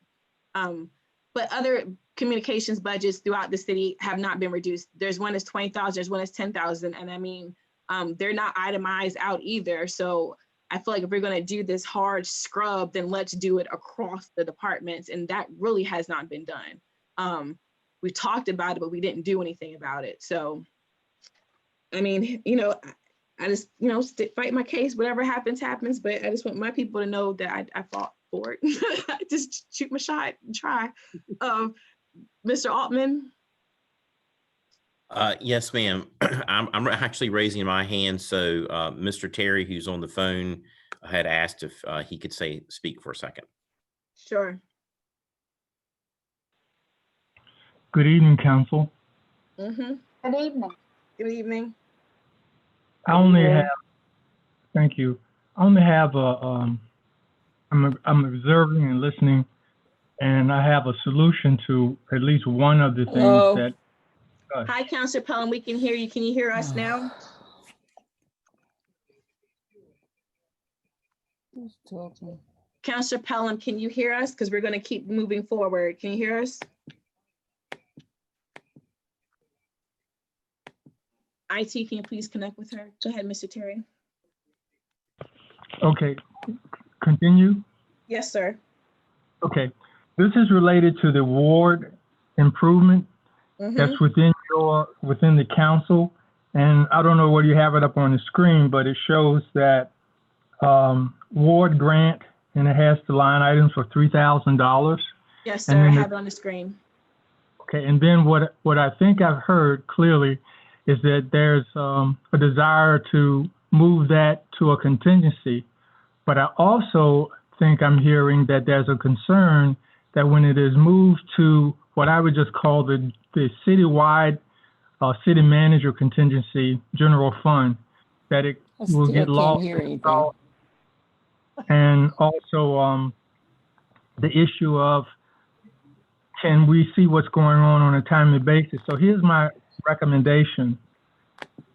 I'm recommending that city manager consider and council considers creating a city council contingency account, because we're calling things by names that they're not. It would be just like you have the clerk account, city council account, you got the city attorney account, have a city council contingency, and in that account, you probably won't have any salaries or anything. I propose that you put in there your ward improvement, so it's line by line. So if someone decides that they need to use it, do whatever, and you all vote on it on a monthly basis or whenever, the city clerk can pull and send that to you all so you can see how that's going on. And that way you can maintain control and you see the dollars. Mr. Terry, just for information purposes, our budget is already broke. Our budget is already broken out like that. It has each ward $3,000. The clerk maintains an Excel sheet that tracks our finances. She sends it out to council. So what you described is just duplicating what already exists in a whole nother fund. I think the difference is, if I'm understanding correctly, the difference is right now, each counselor as an individual elected official for their ward has the ability to manage their funds according to the policy. So we have a policy that we have to fall within, and the clerk manages our money, and it's autonomous and everyone is equal. Under this layout, council will decide what each ward can do. Thanks. I'd like to call for the vote. I'm asking Mr. Terry, oh, go ahead, you're right, you call for the vote. There's a call for the vote on the floor. I object to that. Is there a second? Yeah, object until you get your court answer. I object until you get your answer. I think somebody actually seconded it. Yeah, I think. Yeah, she seconded, but I still objected. So we have a roll call on the floor because the motion's been made by Vice Mayor Bennett and seconded by Councilor Denton. Madam Attorney, can I ask for a point of information? Because I do need clarity on what Mr. Terry provided. So it's a point of order, point of information, one or the other, so we can get clarity. Is that possible to do at this time with that motion on the floor? Let me check the roll on whether you can interrupt a motion on this floor. Give me 1 second, please. Yeah.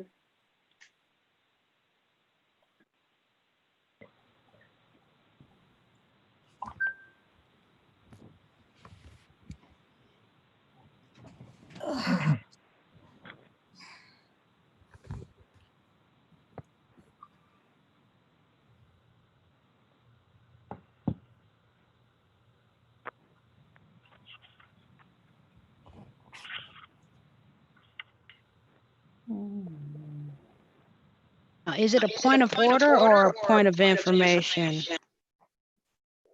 The point of order is going to be limited to non-parliamentarian items. So if it's regarding procedure, it's a point of order. If it's a point of information where you just need information from Mr. Terry, the rules might be slightly different. It was a point of information. So I was trying to what he provided so I could understand what he was saying. And he was in the middle of answering my question when the call for the vote was called. Okay, with respect to the point of information, you can interrupt the the speaker or before the motion is voted upon. So even though there's a call for the vote, my point of information to get clarity can halt that for the time being. So Mr. Terry can answer the question.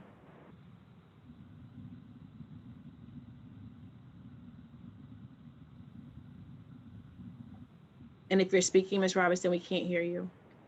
Okay, so interrupting the speaker is in the nature of calling for a point of information while there is a motion pending.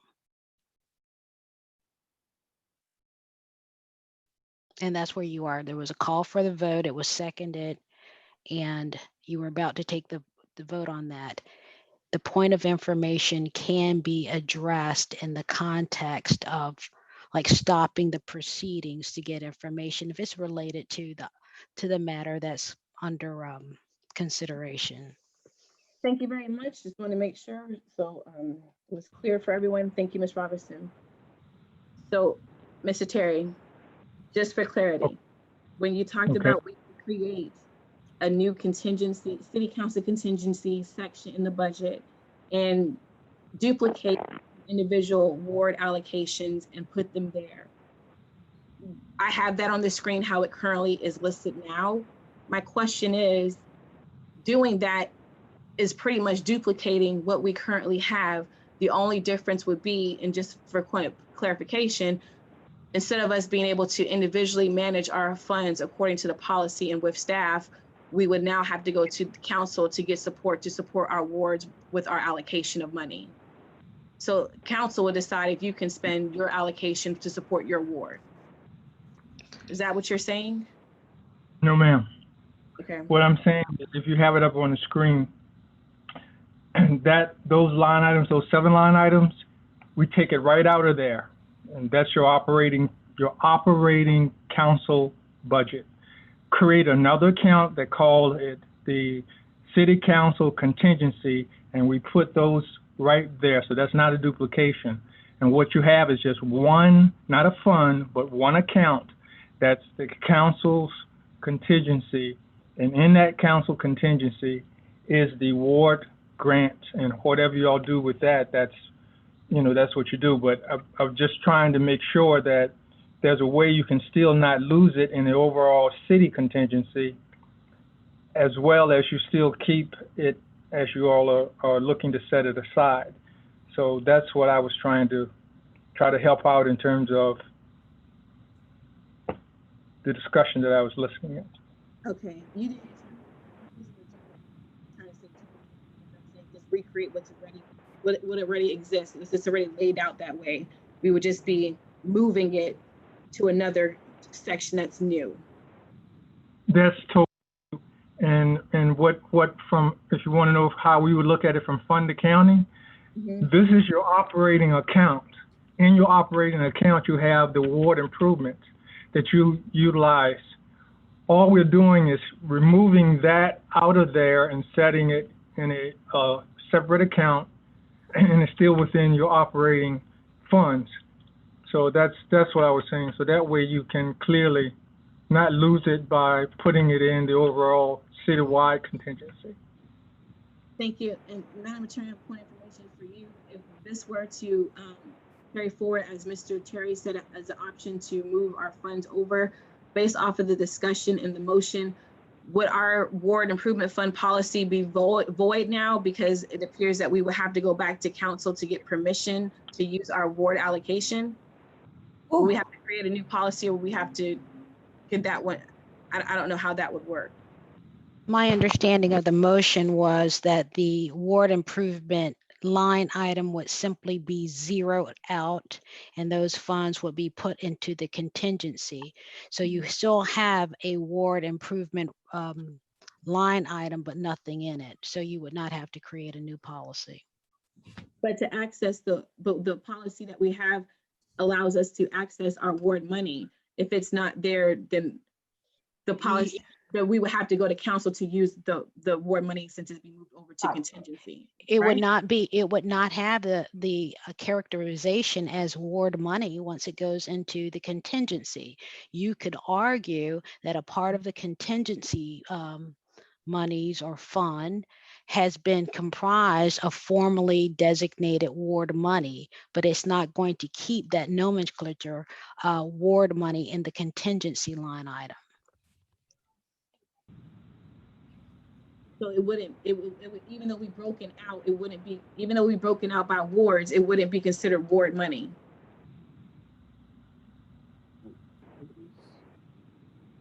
That's why I'm confused. Me too. Because if I understood Mr. Terry correctly, he said that he would take the individual line items the way that they are on the screen and move them to a city council contingency, so they would still be broken out. So that, From my perspective, those terms are in conflict. It's either going to have a designated purpose and label, or it's in contingency. And contingency by its very nature is some monies to be used for a number of purposes or different purposes depending on the situation. So if the point is to just kind of take the ward money and have 7 different contingency accounts in contingency, theoretically, if you're under contingency, if you have them broken out by 7 in 7 apportionments, you guys can use it for ward improvement or something else. As long as you don't go over those amounts, I think how it's used will not be impacted by the fact that it was originally intended or purpose for ward improvement, simply because now you've given it the label contingency. That is my opinion on it, based on just the sort of the definitions and the purposes that are usually ascribed to the term contingency in a budget. So, I mean, it defies, in some ways, it defies the effort if you're going to just turn around and put ward improvement money under the umbrella of contingency, but people can still use it as ward improvement money under the same terms and conditions that you were able to use it when it was set aside specifically as ward improvement money in the budget, and the policy applied strictly to those funds. thank you, that's the clarification I needed. Does anyone else have a point of information or point of order? Because there is a motion for Councilor Randolph. My concern is I would be just as happy if we information or a point of order? Point of information, because what piece didn't get answered is if it's in a contingency fund, whether it's divided by 7 or not, if the amount is in a contingency fund, does that require the vote of council to pull it out, any portion of it, or to pull it out, Madam City Attorney? Because I thought that it would, just by the nature, if we're putting, it doesn't matter which contingency fund we're putting it in. If we put the money in a contingency fund, aren't we going to have to, as a body, vote to take it back out?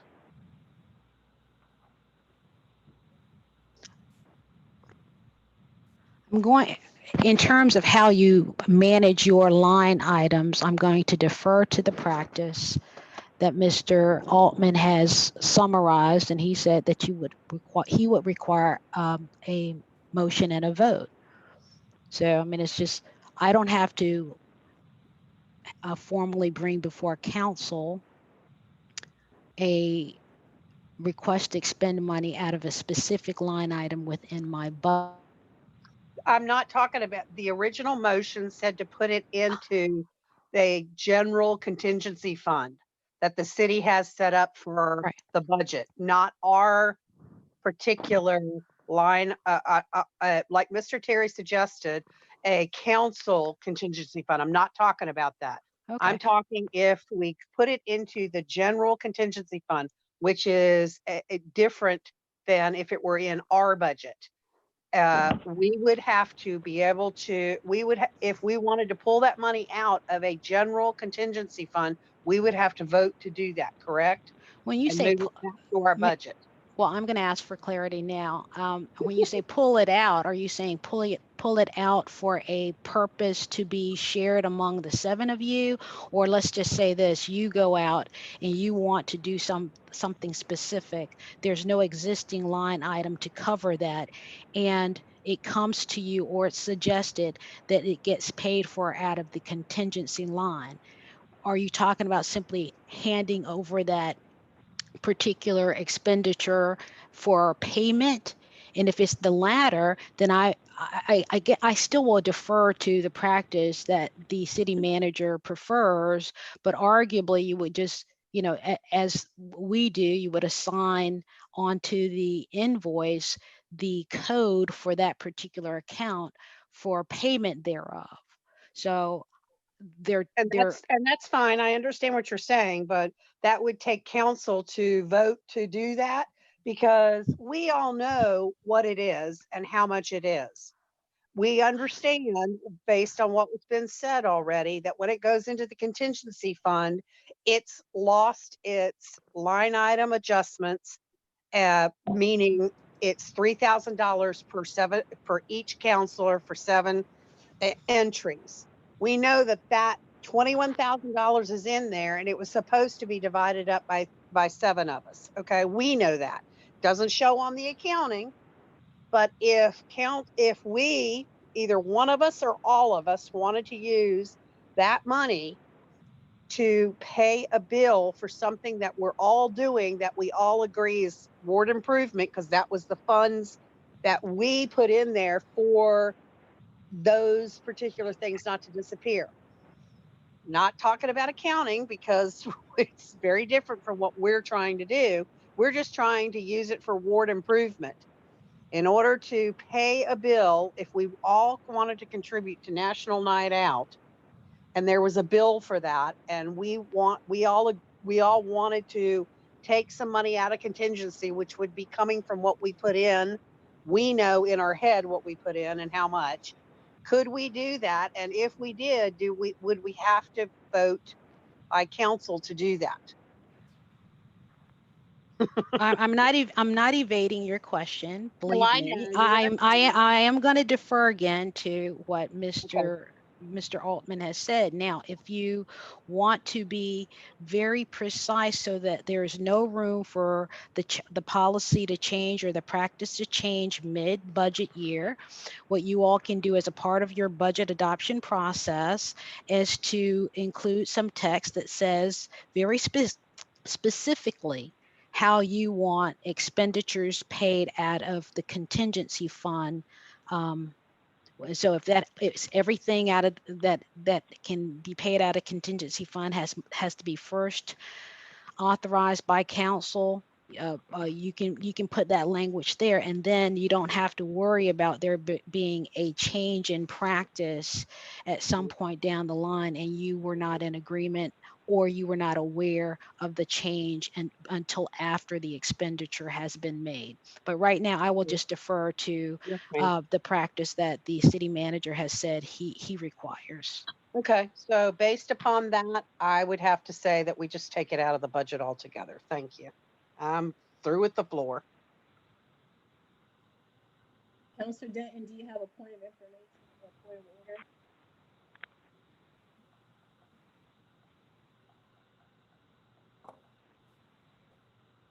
Can't hear you. Can we vote? There's other hands raised. Yes. Order or point of information.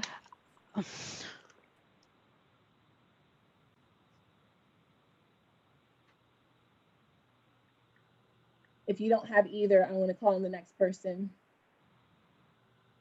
Councilor Pelham, your line is muted. Do you have a point of order or point of information?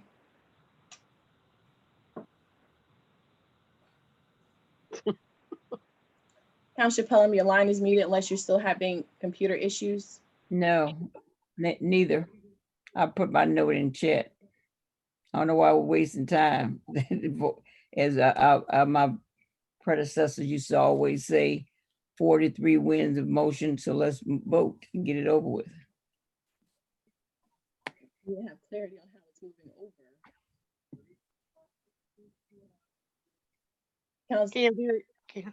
I said there needs to be clarity when they say move it to contingency, what that looks like, because it could be the whole 21,000 in one lump sum, or it could be divided by wards, and that's what the clarity needs to be. How is it being moved over to contingency? Mr. Altman? Just take it out. I mean, come on. Oops. Mr. Altman? So if council, Mr. Terry had suggested setting up a council contingency line. And if that's not the case of what you want to do, and I think the motion is just to put it in contingency, the general contingency that the city has. So how I will treat that is that we know there's $21,000 in general contingency. That in my mind is council's. It's not general contingency for the city. While definitionally it may be, but in my mind, we will treat that separately. And if council wants to utilize some of those funds either individually or as a body, then you would take action, and then we could move those funds to a line, or we would just make whatever item it is that you have a charge. We would probably transfer those monies out to a line in your budget to undertake whatever effort it was you were looking to do. But from the perspective of if it goes to that general contingency in the budget, we, Mr. Terry and I, are going to treat it like there's $21,000 there that is reserved for council. And I don't know if that helps anybody, but just so there's some awareness there. Thank you. Are there any other points of information or points of order? Roll call, please. Can we vote? Roll call, please. Mayor Gore, Nope. Vice Mayor Bennett, Yes. Councilor Randolph,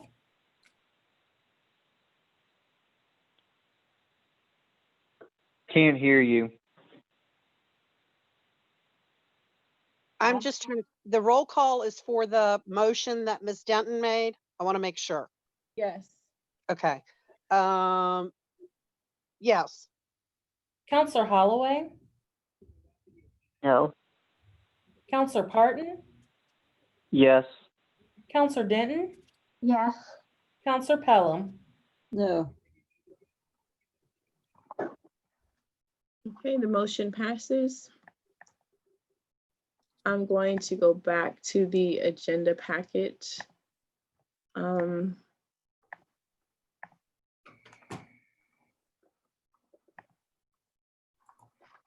Those were the two items that were, I believe in my notes, were outstanding regarding the clerk and the council's budget. We'll go down to the next section, I think, was Mr. Altman to talk about expenditures. I believe this is what this is for. If not, we do need to go back and circle back to the questions that were asked to make sure everyone was clear. Mr. Altman.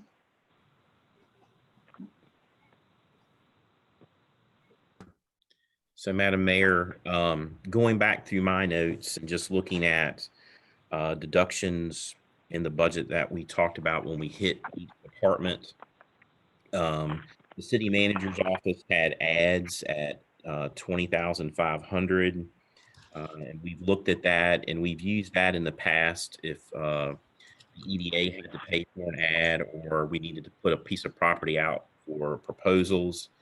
So I think in our budget sheet, one year we spent approximately $5,000. So in last year, in the current year's budget, we had 75. So council, we could reduce that to the 75 or $5,000 to accommodate the cuts. The awards lunch that's in my budget, which we discussed, was also duplicated in HR. We would eliminate that 2,500. And then on the miscellaneous sheet, we have where we would eliminate 15,000 of the economic developments, 25,000 to leave the remaining $10,000 there. Then the other questions that we had, I didn't see any specific items in my notes regarding cuts to specific departments, just clarity on contract services, management services, miscellaneous, and travel, which we have the travel here on the sheet, and the miscellaneous. We are, as we discussed at the last meeting, moving that miscellaneous into actual line items. So we requested all departments provide us an explanation of their miscellaneous, and we will have that completed hopefully very shortly. And with any luck, we'll be able to show it to you where those funds would be going to, potentially Tuesday, if not shortly thereafter. But what we plan to do is then once that occurs and those moves are made to those specific line items, the miscellaneous line would become inaccessible for departments to be able to utilize and enter in any future budget. And I went through my notes, all 6 or 7, 8 meetings of them. And if you'd like to go through the questions that were in the last packet dating back to the May 7th work session, we can do that. Okay, there are hands raised. I'll pull up that full packet so that way the one from Tuesday, so we can see the questions. Can't hear you. I'm sorry. What'd you say? Can you hear me now? Yes, ma'am. I said, I know there's hands raised, but while I was waiting on that, I'll pull up the packet he gave us on Tuesday with the answers with the questions so he can go over that. I got to find it in my email. And I know that I had emailed, I saw there's been some discussion, I think we had discussion about outside agencies and their funding at the same work session. We talked about council's budget, and there were comments made with regard to individual council members' thoughts on office on youth items. So those are some questions about outside agencies and others that I would need clarity on before we could put that budget resolution together. So any guidance council could provide would be appreciated.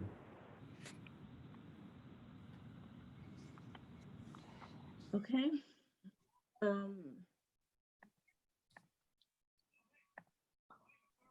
Councilor Randolph and then Councilor Pelham. Yes, ma'am. I would like to make a motion to reallocate funds under the outside agencies. And Let me pull up that PowerPoint. Mr. Altman, can you email me that presentation because I cannot find it in my email when it's available for the one with the questions. Did somebody second that?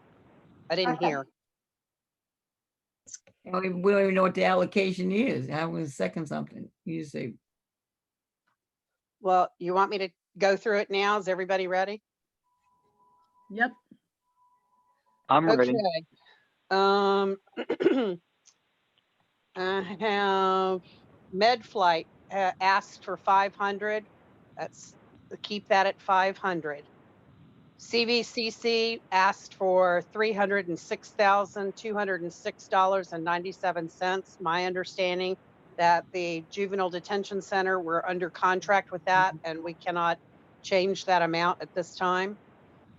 Crater District Area Agency on Aging wanted 10,000.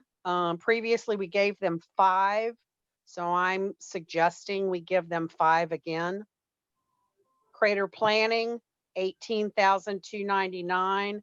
That's under agreement, so we cannot change that. District 19, 117,585. That amount is based on an agreement and we cannot change that. FOLAR, 5,500. Keep that amount and fund them that. Richard Bland College asked for $3,500. I would suggest we give them make their allotment the same as what VSU asked for at $2,500. So Richard Bland and VSU would get 25 apiece. John Tyler requested $2,958. I suggest giving them $3,000. And the reason behind giving them $500 more than the other two is that this particular entity is who the schools use for dual enrollment for our college classes that the kids can take while in high school.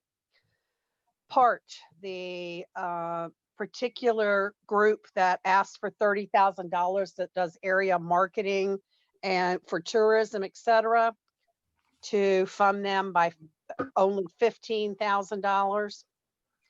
The Petersburg Symphony has asked for $4,000 on the use of the beacon, and I support that and keep that. Riverside Regional is $82,957. That is a contracted amount.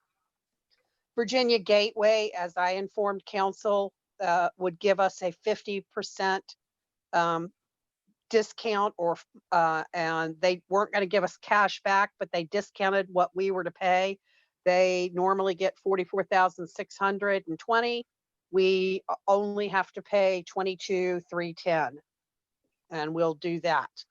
Hopewell Commonwealth's attorney, we I think agreed last time that the attorney is required to get another, the Commonwealth's attorney is required to get another attorney with the cam footage requirement. So the 81,000 we would have to put, raise his budget by, and that includes salary and benefits. The Petersburg Area Transit, $218,000 for bus services is a contracted amount that stays the same. Feed More at $3,000 seems reasonable. We keep that. Food Pantry, we give them $7,000. I'm okay with that. The city's shelter, we did $95,000. I would say keep that in the budget because we don't want to lose the shelter. I'm just not sure how we're going to use it, but we'll keep the money in it. OC3 is a group of churches that do good work throughout the city. They requested $1,500. Give them that $1,500. City of Refuge works good and does a lot of work for drug rehab to keep our costs down from the jail, and that's $50,000. Give them another $50,000. Ride Finders asked for $500. That seems reasonable. Virginia State University, as I said, gets the same amount as Richard Bland at $2,500. The library, which is an agreement, at $630,000 and $515. Keep that. Historic Hopewell asked for $12,000. We give them $10,000. Downtown Partnership asked for $70,000. We give them $35,000. And the Beacon Theater normally gets $200,000. We because of COVID and them not being open, we only give them $170,000. I think that's everybody. What happened to my? There is Second. motion's been made by Councilor Randolph, seconded by Councilor Martin. Madam Clerk, were you able to capture all of those points? Absolutely not. She went way too fast. I'm sorry. Way too fast. Just go item by item and vote whatever way that's possible. Councilor Randolph, we've discussed this before. I mean, Councilor Randolph, Pelham, I'm sorry. We discussed this before and city attorney gave a recommendation, but Councilor Randolph decided to all or nothing approach. So it's up to her if she wants to break out her motion. Councilor Randolph, are you open to doing that, or do you want to go the same approach as before? Same approach. I'm sorry. We'll be here forever tonight if we do that. Okay. Madam Clerk, can you verify what you have on the record so only Councilor Randolph can correct it, and everyone else, if she's incorrect, please just let Councilor Randolph be the one to answer and respond so we don't have several people. If you don't mind, Madam Mayor, I'd rather Councilor Randolph just repeat it so that way I make sure just. Do you have the line items? Do you have any? I see the budget? ones that the mayor has up on the screen. I actually have with the sheet. I'm actually writing it down on the sheet. What does that mean? Councilman, can you just repeat it for her, please? Okay, med flight, no change, $500. CYCC, no change, 306,206, excuse me, 306,206.97. Crater District Area Agency on Aging, $5,000. Crater Planning, 18,299. District 19, 117,585. Am I going too fast? No, I think I just missed the second one, the CVC one. CYCC, Yeah. 306,206.97. Okay. You got District 19, Folar, 5,500. Richard Bland, 2,500. John Tyler, 2,958. 3,000, but 3,000. 3,000 then, whatever. Part, PART, 30,000, excuse me, 15,000.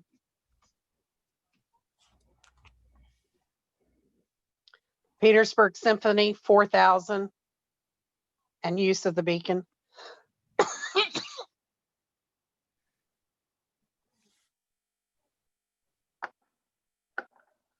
Riverside Regional, 82,957.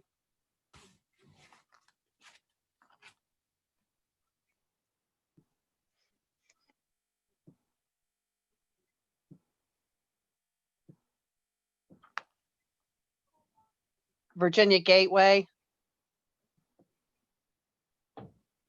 22,310.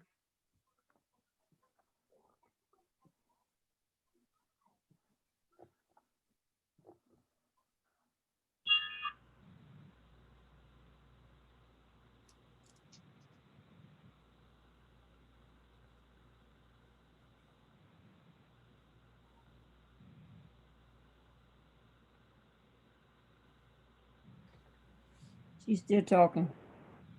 Yep. Okay. Hopewell Commonwealth's Attorney, 81,000. Is that actually on this form? Well, he's an outside agency and he had his own budget, but we never voted on it to do it. We said we wanted to. So I just included it in the outside agencies. Is it an outside agency that he has a budget area? It's not within this confines of this budget. Okay, then let's take him out then. We still need to vote on him though to get this. Just like any other department. It's not the appropriate place, I don't think. Okay, I can go with that. So we'll take out the Commonwealth's Attorney out of this motion. PAT is $218,000.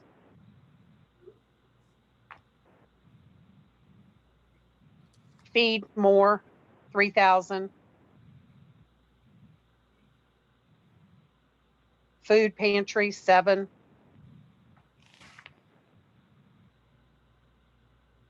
City shelter, 95,000.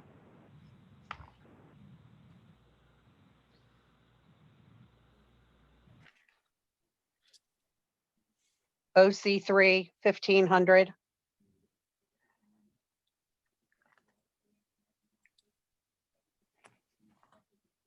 City of Refuge, 50,000.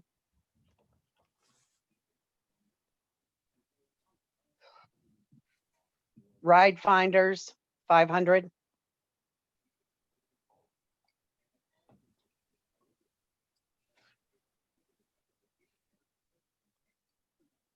VSU, 2,500.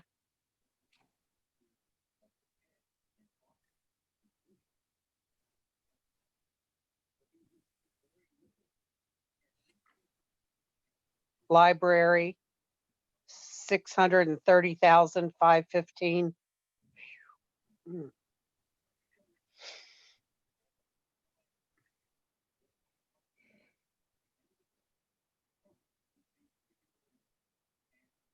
Historic Hopewell, 10,000.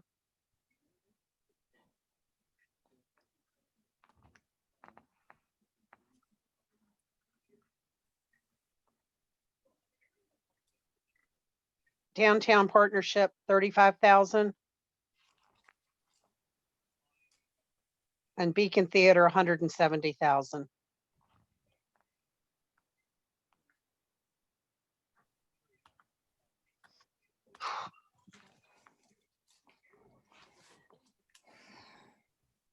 Thank you, Councilor Randolph. Yes, ma'am. Thank you.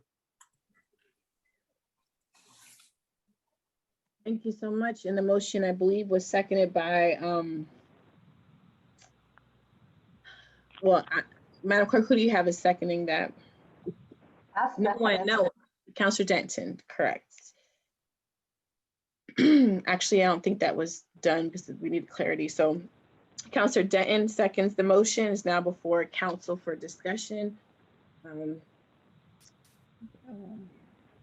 Councilor Randolph or Councilor Pelham? Hello. Not me. Mine's down. Okay. Councilor Pelham? Yes, I'd like to make an amendment or a substitute motion for the Department on Aging to leave that at 10,000. And that is, aging does a lot for our senior citizens, especially to make sure their homes are safe, and they always run out of money. So I would like to substitute that motion to put those monies back for the seniors throughout the city of Hopewell. That's all of our wards. And also for Hopewell Downtown Partnership to leave that at 70,000. Over the last 16 years, there are a lot of people who sacrificed and fought for the downtown partnership to be where it is today. And to decrease that money, everybody's talking about, yeah, we're conserving, but this is their operational and salary money. The other monies that we're depleting from other people's departments involve miscellaneous or things that they can live without.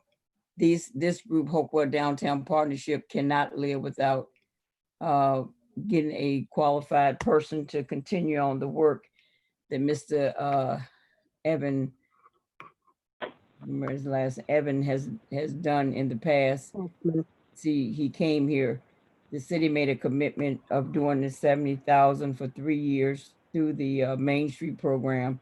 And thereafter, we've started to vote it on an annual basis.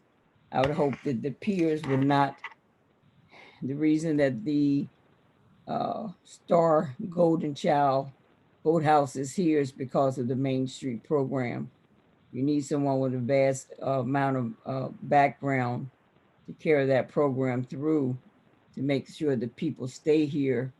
And we definitely can't afford to lose the boathouse because the city would probably go broke with the money that the city's taxes are tied up in it, or would be required to pay if he walked away. So that place is viable, that restaurant, then I think it would be very wise for us to support the Hopewell Downtown Partnership. Not give them half their budget. They would not get a person that is reasonably with great experience to carry that project on for downtown. So I would beg my peers not to cut their budget at all, if possible, but definitely not $35,000. And there's one other,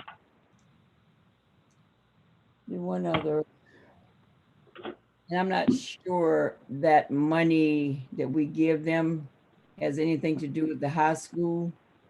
If you verify that for somebody, then I would take that, but I don't think that money has anything to do, that money that we do with the co-op with the kids at the high school is money coming from a separate funding for the dual enrollment program. This money is a separate from kids coming into college that attends John Tyler. It's a separate entity, I believe. So that if it's separate, they should get 3,000. Then I believe Richard Bland and Virginia State should also get that same monies, so that it can be.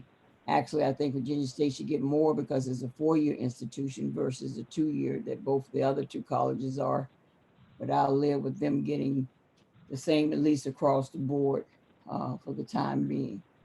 So in essence, the motion is to change aging group, leave them at 10,000, to leave Hopewell Downtown Partnership at 70,000, and let Virginia State, Richard Bland, and John Tyler all have $3,000 equally across the board without discriminating against any one college against the other.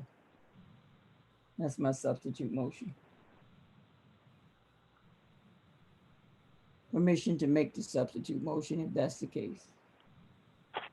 So Council Paul, you're requesting to have substitute motion. Mm-hmm. I'll second that. Motion's been made by Councilor Pelham, seconded by Mayor Gore. The vote that's before us now is to allow Councilor Pelham to be able to make a substitute motion. Okay. Is there any discussion or clarity needed? Roll call, please. Mayor Gore, Yes. Vice Mayor Bennett, No. Councilor Randolph, No. Councilor Holloway, Yes. Councilor Parton, No. Councilor Denton, No. Councilor Pelham. Yes. Okay, motion fails. Councilor Pelham, are you done with the floor? Yes. Mr. Altman, then Councilor Randolph. Thank you, Madam Mayor. I just want to clarify when Councilor Randolph was speaking, talked about he referenced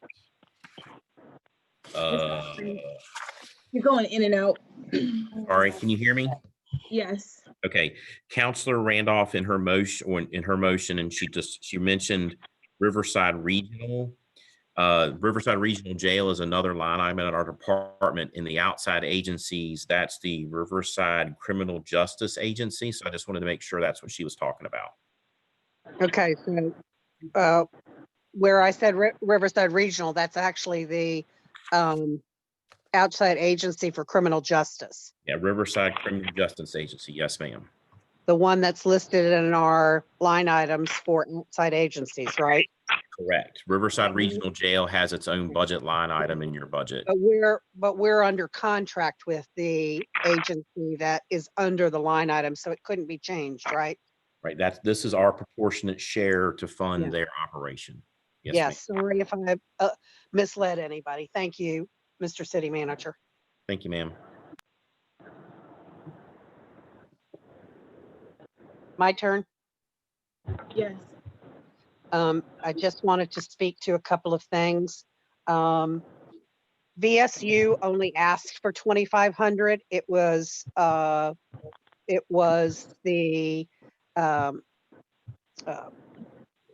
Richard Bland that asked for 35. I deleted their amount and made it even with what was requested by VSU to keep them the same. If you want to keep it the same, then we can give John Tyler 2,500 instead of the 3,000. But I explained when I was making the motion that I gave it because that is the school that actually works with our high school students. I understand your point, Ms. Pelham, but that was the point that I was trying to make, was why I gave them a little bit more, $500 more. And in talking tonight before, and not just tonight, but previously with several of the members of the Downtown Partnership, I talked to them and explained about the funding, and I think other counselors did too.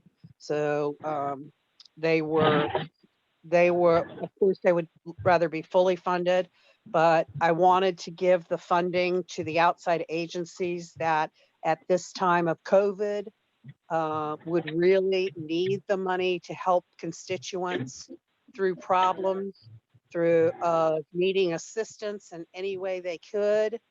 And that's what I tried to do. I know that the downtown partnership is very much needed in the downtown, and I agree that they do good work, but I felt like their need was a little less at this point in time, with some of the businesses being closed down and not being able to actively work with those businesses yet. I know they just did a grant funding, but there's to me, it was the constituents that needed the most funding from the outside agencies. And about the boathouse, while Mr. Kaufman brought the deal to Mr. Dane, it was Mr. Dane and the EDA that actually worked that deal through and made the deal what it is, and the EDA that worked on it to ensure that the construction was done properly and on time and on budget, and who still is working with them. So I'm going to make a motion for the EDA in a few minutes and cut their budget too. So it's not just the downtown partnership, but the EDA too. Okay. All right. And I read your text to me, Ms. Pelham, and that's fine. You can have that opinion, but I tried to be as forward thinking about constituents as I could and put the constituents first with the needs that they're going through right now. Thank you. I don't have the floor. I don't need the floor anymore. Thank you. Thank you. Before I call anyone else who hasn't spoken yet, I see no hands raised right now. If we do this next round of comments for those joining by phone, if you have something to add, speak up. If not, silence is fine. I'll know to proceed. Okay, so in regards to, before I ask my questions, I just need clarity. There was a comment made that Councilor Rav is going to ask you this question, if you don't mind. You said yourself, you and some other council members you believe spoke with the downtown partnership and relayed the funding. What did you guys relay to the downtown partnership? Because we didn't discuss communicating with them about on behalf of council. So what was shared? I was told by one other counselor that someone called him, and I know people called me, and I told them that my intent was to, I didn't initiate the contact, and I don't know that anybody who did. Oh, this is in response to the phone calls they were making, and you're just sharing your personal opinions, right? They called me personally. Yes, that's correct. Okay. So I talked to them when they talked to me personally, and I told them that, with the needs of what was going on, that for me, the organizations that had a need for helping the constituents at this time, that provided a lot of services to the constituents, were going to be my priority, and that hopefully we could readdress some of their needs, maybe 6 or 8 months down the road, if possible, depending on what the future looked like. Thank you for that clarity. Yes, ma'am. So some of these reductions I do not oppose, but I can't support all of them. I do wish it was broken out so that way I can support the ones that I do agree with you on, and not support the ones that I don't agree on. I do believe that we should ensure that our funding is geared towards the constituents, which is why I fought relentlessly for our ward improvement fund, because that directly impacts our constituents. In regards to, I don't know if this is a place to bring this back up, but in regards to awards lunch, council does not have our appreciation dinner for our city council appointees budgeted for that I could see. And that was mentioned early on. We haven't revisited that. I mean, we're talking about award lunch that could be funded back. I know that was originally for the staff award luncheon, and I know that that's budgeted for and elsewhere in the budget, but we don't have anything to honor those who volunteer for free for the city year round. So I would ask that someone consider adding some money there for council's appointees, resident appointees, I should say, not staff. In the outside budget? I'm sorry. In the outside entity budget, that's what you're saying? There's a top item says award lunch. That was where it was funded for the employees luncheon, but they moved that in the budget. And so I'm just saying, since there is a line item there, either do that or put it back in the clerk's office. I'm just throwing comments out there, suggestions, but there is the actual line item that was there that was used to do the employee luncheon. But it's zeroed out now because it's been moved. The other thing I would share is I need clarification. Council did ask for verification on if we could, how could we use in-kind services for a Hopewell Downtown Partnership if we were, because I think the suggestion was made, and if I'm wrong, I apologize, it can be corrected later in the comments, but if I understood what was first asked a couple meetings ago, to reduce the Downtown Partnerships budget to 35 and to use that money that was saved to make the assistant city manager's economic development assistant full-time so that she could do the program instead of the Downtown Partnership, and that would be an in-kind support. And if I recall, the question was, one, is that proper and could we do that under the Main Street guidelines? And Mr. Dane was supposed to research that. But in the interim, we did get information from the chair of the Downtown Partnership and the coordinator, and their records show that I believe that they said that we could not do that. So I'm gonna ask Mr. Dane, did he follow up to provide clarity? Because I think they said that the localities that were mentioned in the examples were grandfathered, and that's why they're able to do that. But unless you're grandfathered, you couldn't do something like that. That's not entirely correct. We talked directly with the state agency that oversees the program. And they said that if it was a mutual agreement, they would work with the partnership and with us and work out a workable arrangement, but it needed to be a mutual agreement. They frowned upon a locality just trying to take over the program. But if the nonprofit that was running the program was agreeable to it, they would work to figure out a way to keep the program active. So if Downtown Partnership is not agreeable to it, then we can't do it because it has been mutually agreed. Correct. And they told me, I understand that. Yeah. they told me on the phone they would not do that. So I had no choice but to scrap that, unfortunately. Yeah, but you talked to them about that without even talking to us about that. No, ma'am. She Yeah, called but just me. a reminder, you guys, I still had the floor. Okay, okay. My hand is up next. My hand is up. Yes, I see it. So thank you for that clarity, Mr. Dane, regarding that. And then again, we didn't talk about this with council's budget, but I did ask for council to consider, with the fact that we reduced a considerable amount of our budget, to allocate possibly $5,000 or an amount smaller than that to provide additional community support. And the reason why I'm asking for that is because outside agencies, people can see this is annually in our budget, and most of the recipients of that are just historical recipients because that's who we normally just give money to, and they submit letters. It's like a routine thing. But due to COVID-19 and due to some other community needs, there are people and organizations within the community that are providing free services to constituents during this time, like resume writing, financial support, tutoring, and things of that nature. And if we're trying to support our constituents and residents during this time, I think that since we cut a lot of majority of council's budget, that we could put $5,000 aside to do a community grant. So if an organization or a person is providing free services to constituents in need, that we can help supplement them just a little bit so that way they can keep those efforts going. And I ask for council to consider that. And I would suggested it go here or in council's budget if people were open to that. That's all the comments I have about this particular section in the motion that's on the floor. But Councilor Pelham had her hand up next, then Vice Mayor Bennett.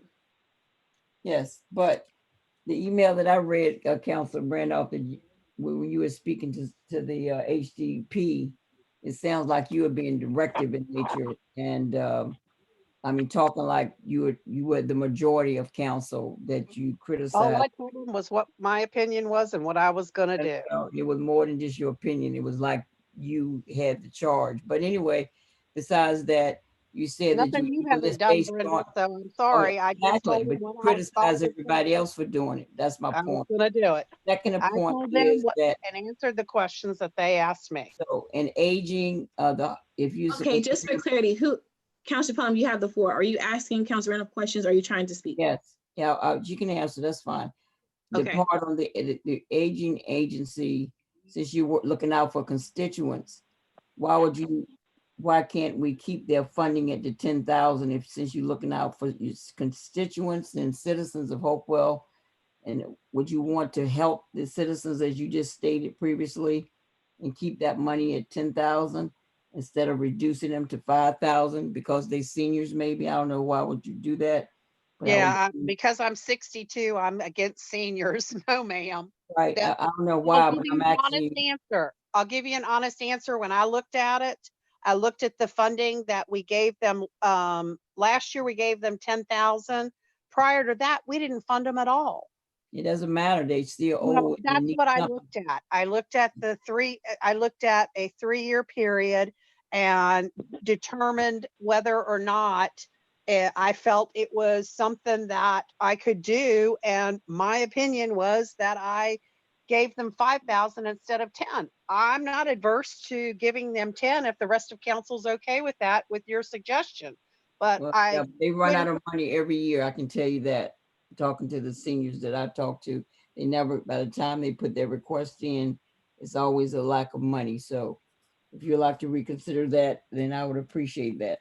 But again, I can amend my motion to change the funding for the area on aging from 5,000 to 10.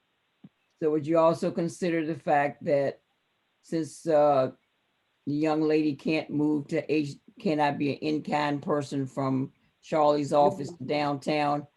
I was told that they could make do with $35,000, which is what I told them that I was going to try. Who is they? Somebody, what's their name? One of the members from the downtown partnership.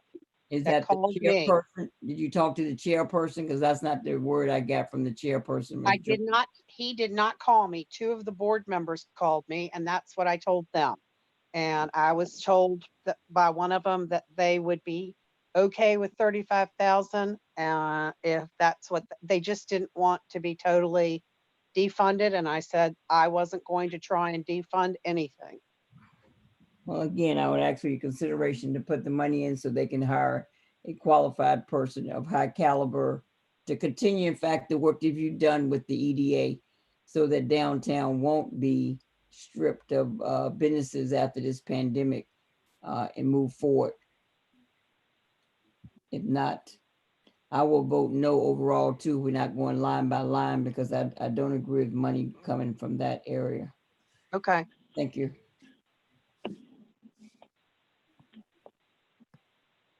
Thank you very much, Vice Mayor Bennett.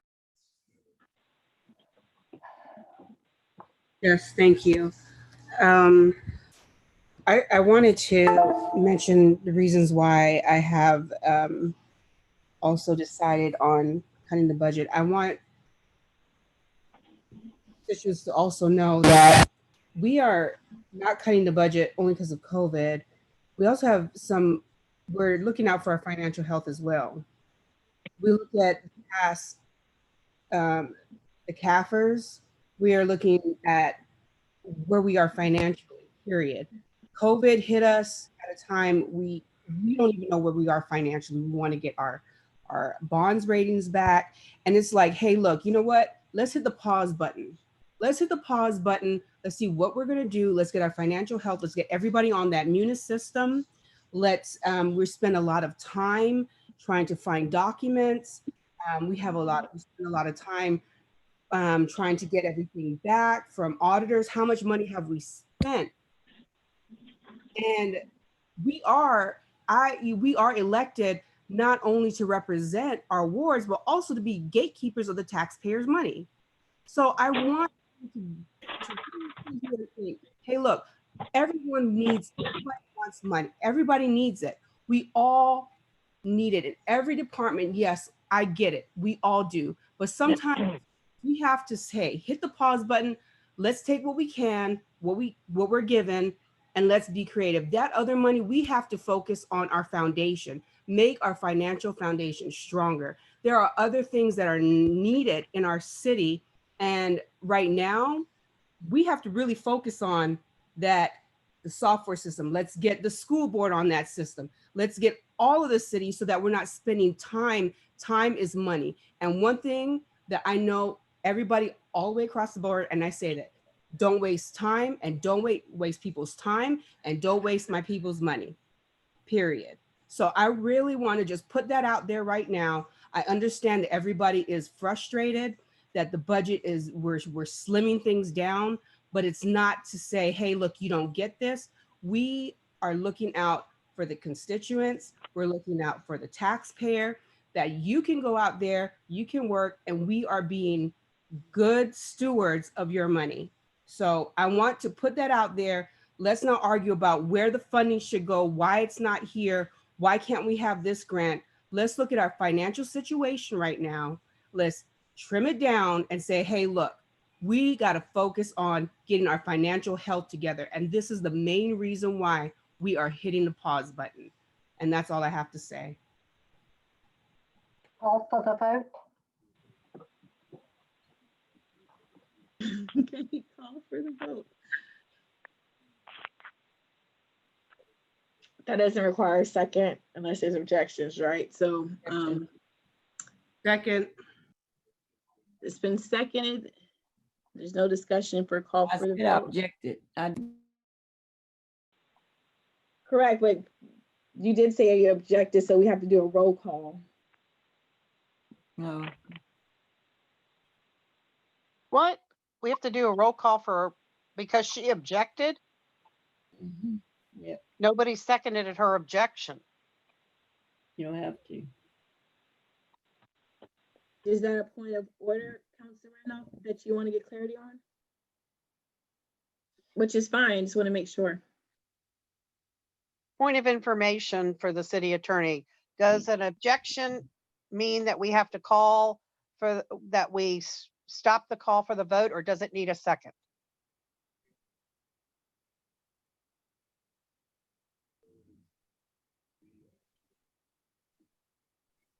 Ms. Robinson, You're muted, Ms. Robinson. I'm sorry. Would you repeat your point of order, please?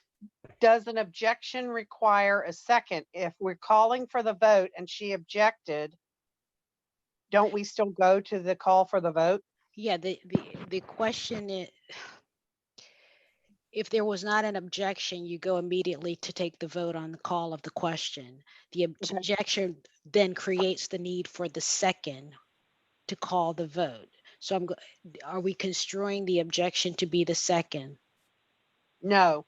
Okay, so the objection creates the need for a second, and then you go to the vote. And so just for clarity, that's what I just asked for a roll call. So I just want to make sure you got your point of order out. The motion was made by by Councilor Denton, objected by Councilor Pelham, but seconded by Vice Mayor Bennett. So we're on roll call, please. Mayor This is Gore. to allow for the objection. Allow whether you call the vote or not. Yeah, to call for the vote. Okay. Can I ask for more time? Yes. We have a motion on the floor. We're in the middle of roll Let's call. do the motion, and then we need to call. Do a point of Council, order. please. The motion on the floor is for the call for the vote. That is what you're voting on. And I I'm asking for the clerk to proceed with the roll call, please. Mayor Gore, No. Vice Mayor Bennett, Yes. Counselor Randolph, This is to allow for the objection or to No, call for the vote? it's to call for the vote. Yes. Counselor Holloway, No. Counselor Parton, Yes. Counselor Denton, Yes. Counselor Pelham. No.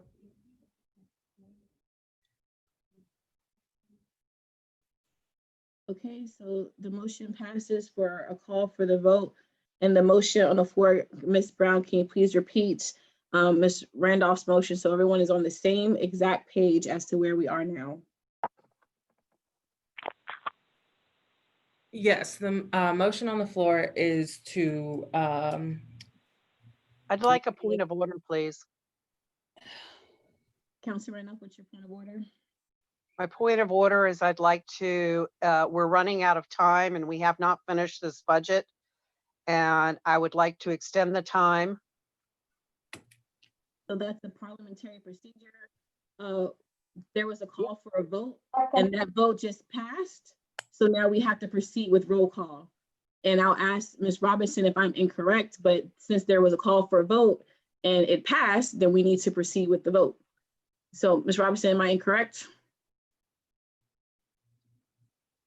And if you're there, you're muted.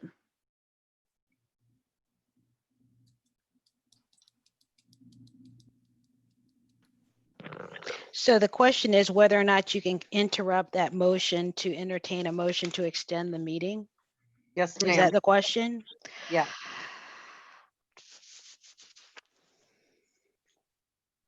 No, I mean, the sort of the common sense answer is if you want to extend the meeting, you should allow the motion to extend the meeting to interrupt. Thank you. But I'm going to look at the specific rules don't on have which time. modes. No, I have to go to Robert's rules relative to that specific question. So, We don't have time. I mean, we're gonna be over. so I mean, the chair could entertain that if she wanted. I could just say that if there's by general consensus, you can extend the time. No, because we just had a motion. Here's what the issue is. Are you going to expend the time or not? No, nope. Yes. Okay, you're not, but I vote yes. By poll, let's see who wants to. Pause, Councilor Randolph. You don't chair the meeting. I think she just shared that. Yes, but you're not following what I she know. just Hold said. on, Councilor Randolph. I want to provide. Okay, may I be heard? Yes, ma'am. But Okay, a motion to extend the either the time or to extend the debate can be entertained prior to prior to the main motion. Thank you. So it is in order.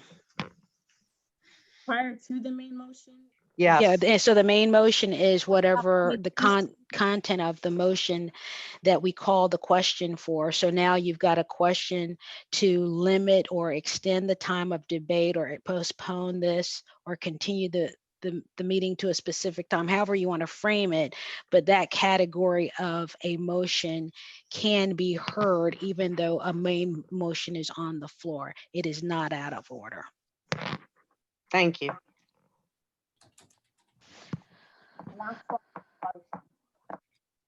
Okay, that's I fine. make a motion that we extend the meeting by 30 I have minutes. a point of information.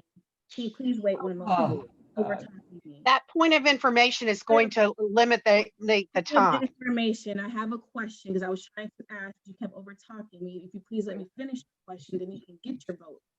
So my question is, Ms. Robinson, if we were proceeding with a roll call, that can be halted? I was speaking of it in the terms of a main motion being on the floor and not, where you were in the context of that motion. There is a hierarchy of motions that take precedence or actions that take precedence over a main motion. And I was referring to that specific line, and I don't have anything that breaks down whether or not you were in the vote portion of the the main motion or not. So Okay. I'll defer to the chair as to how you want to handle it at this point. But while the main motion is pending, a motion to limit or extend the time for debate can be entertained. Okay. So Councilor Randolph, if you want to make a motion to extend the time, feel free. I didn't hear you. I'm sorry. Do I want to what? You want to make a motion to extend the time, that's fine. Just wanted to get clarity because we were in the process of roll call. Mayor Gore, it's 9:30. Go ahead. You got 59 seconds. No, it's 9:30. I know, but 9:30 lasts to 9:30 and 59 seconds.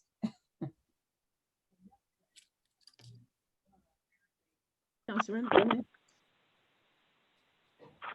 Are you talking to me? I'm sorry. I still can't hear you. You keep fading in and out. Could you finish the roll call before 9:31? Councilor Randolph wanted to make a motion to extend, so I was trying to give her the Second. opportunity to make her motion to extend. Is she talking? I am speaking. Y'all don't want to yell. I cannot hear. Mayor Gore is asking Councilor Randolph if she God. still wants to make the motion to extend the I meeting. said that I even stated the motion that I wanted to did. make the motion to extend the meeting by 30 minutes. Second. Discussion. Call. 31. Yep. What'd you say, Mr. Altman? Trip, Ms. Mayor. Said it's All right, 9:30. so if everybody can stop talking out of turn, you can get it done. What'd you say, Mr. Altman? That's the point. I mean, like you're doing now. What'd you say, Mr. Altman? Yeah, just like you did. No, Right. like I did not. I had a point of, don't Bye. get mad at me because you stop. Bye. That's disrespectful. Motion adjourned. The meeting is adjourned. We're over time. Thank you all.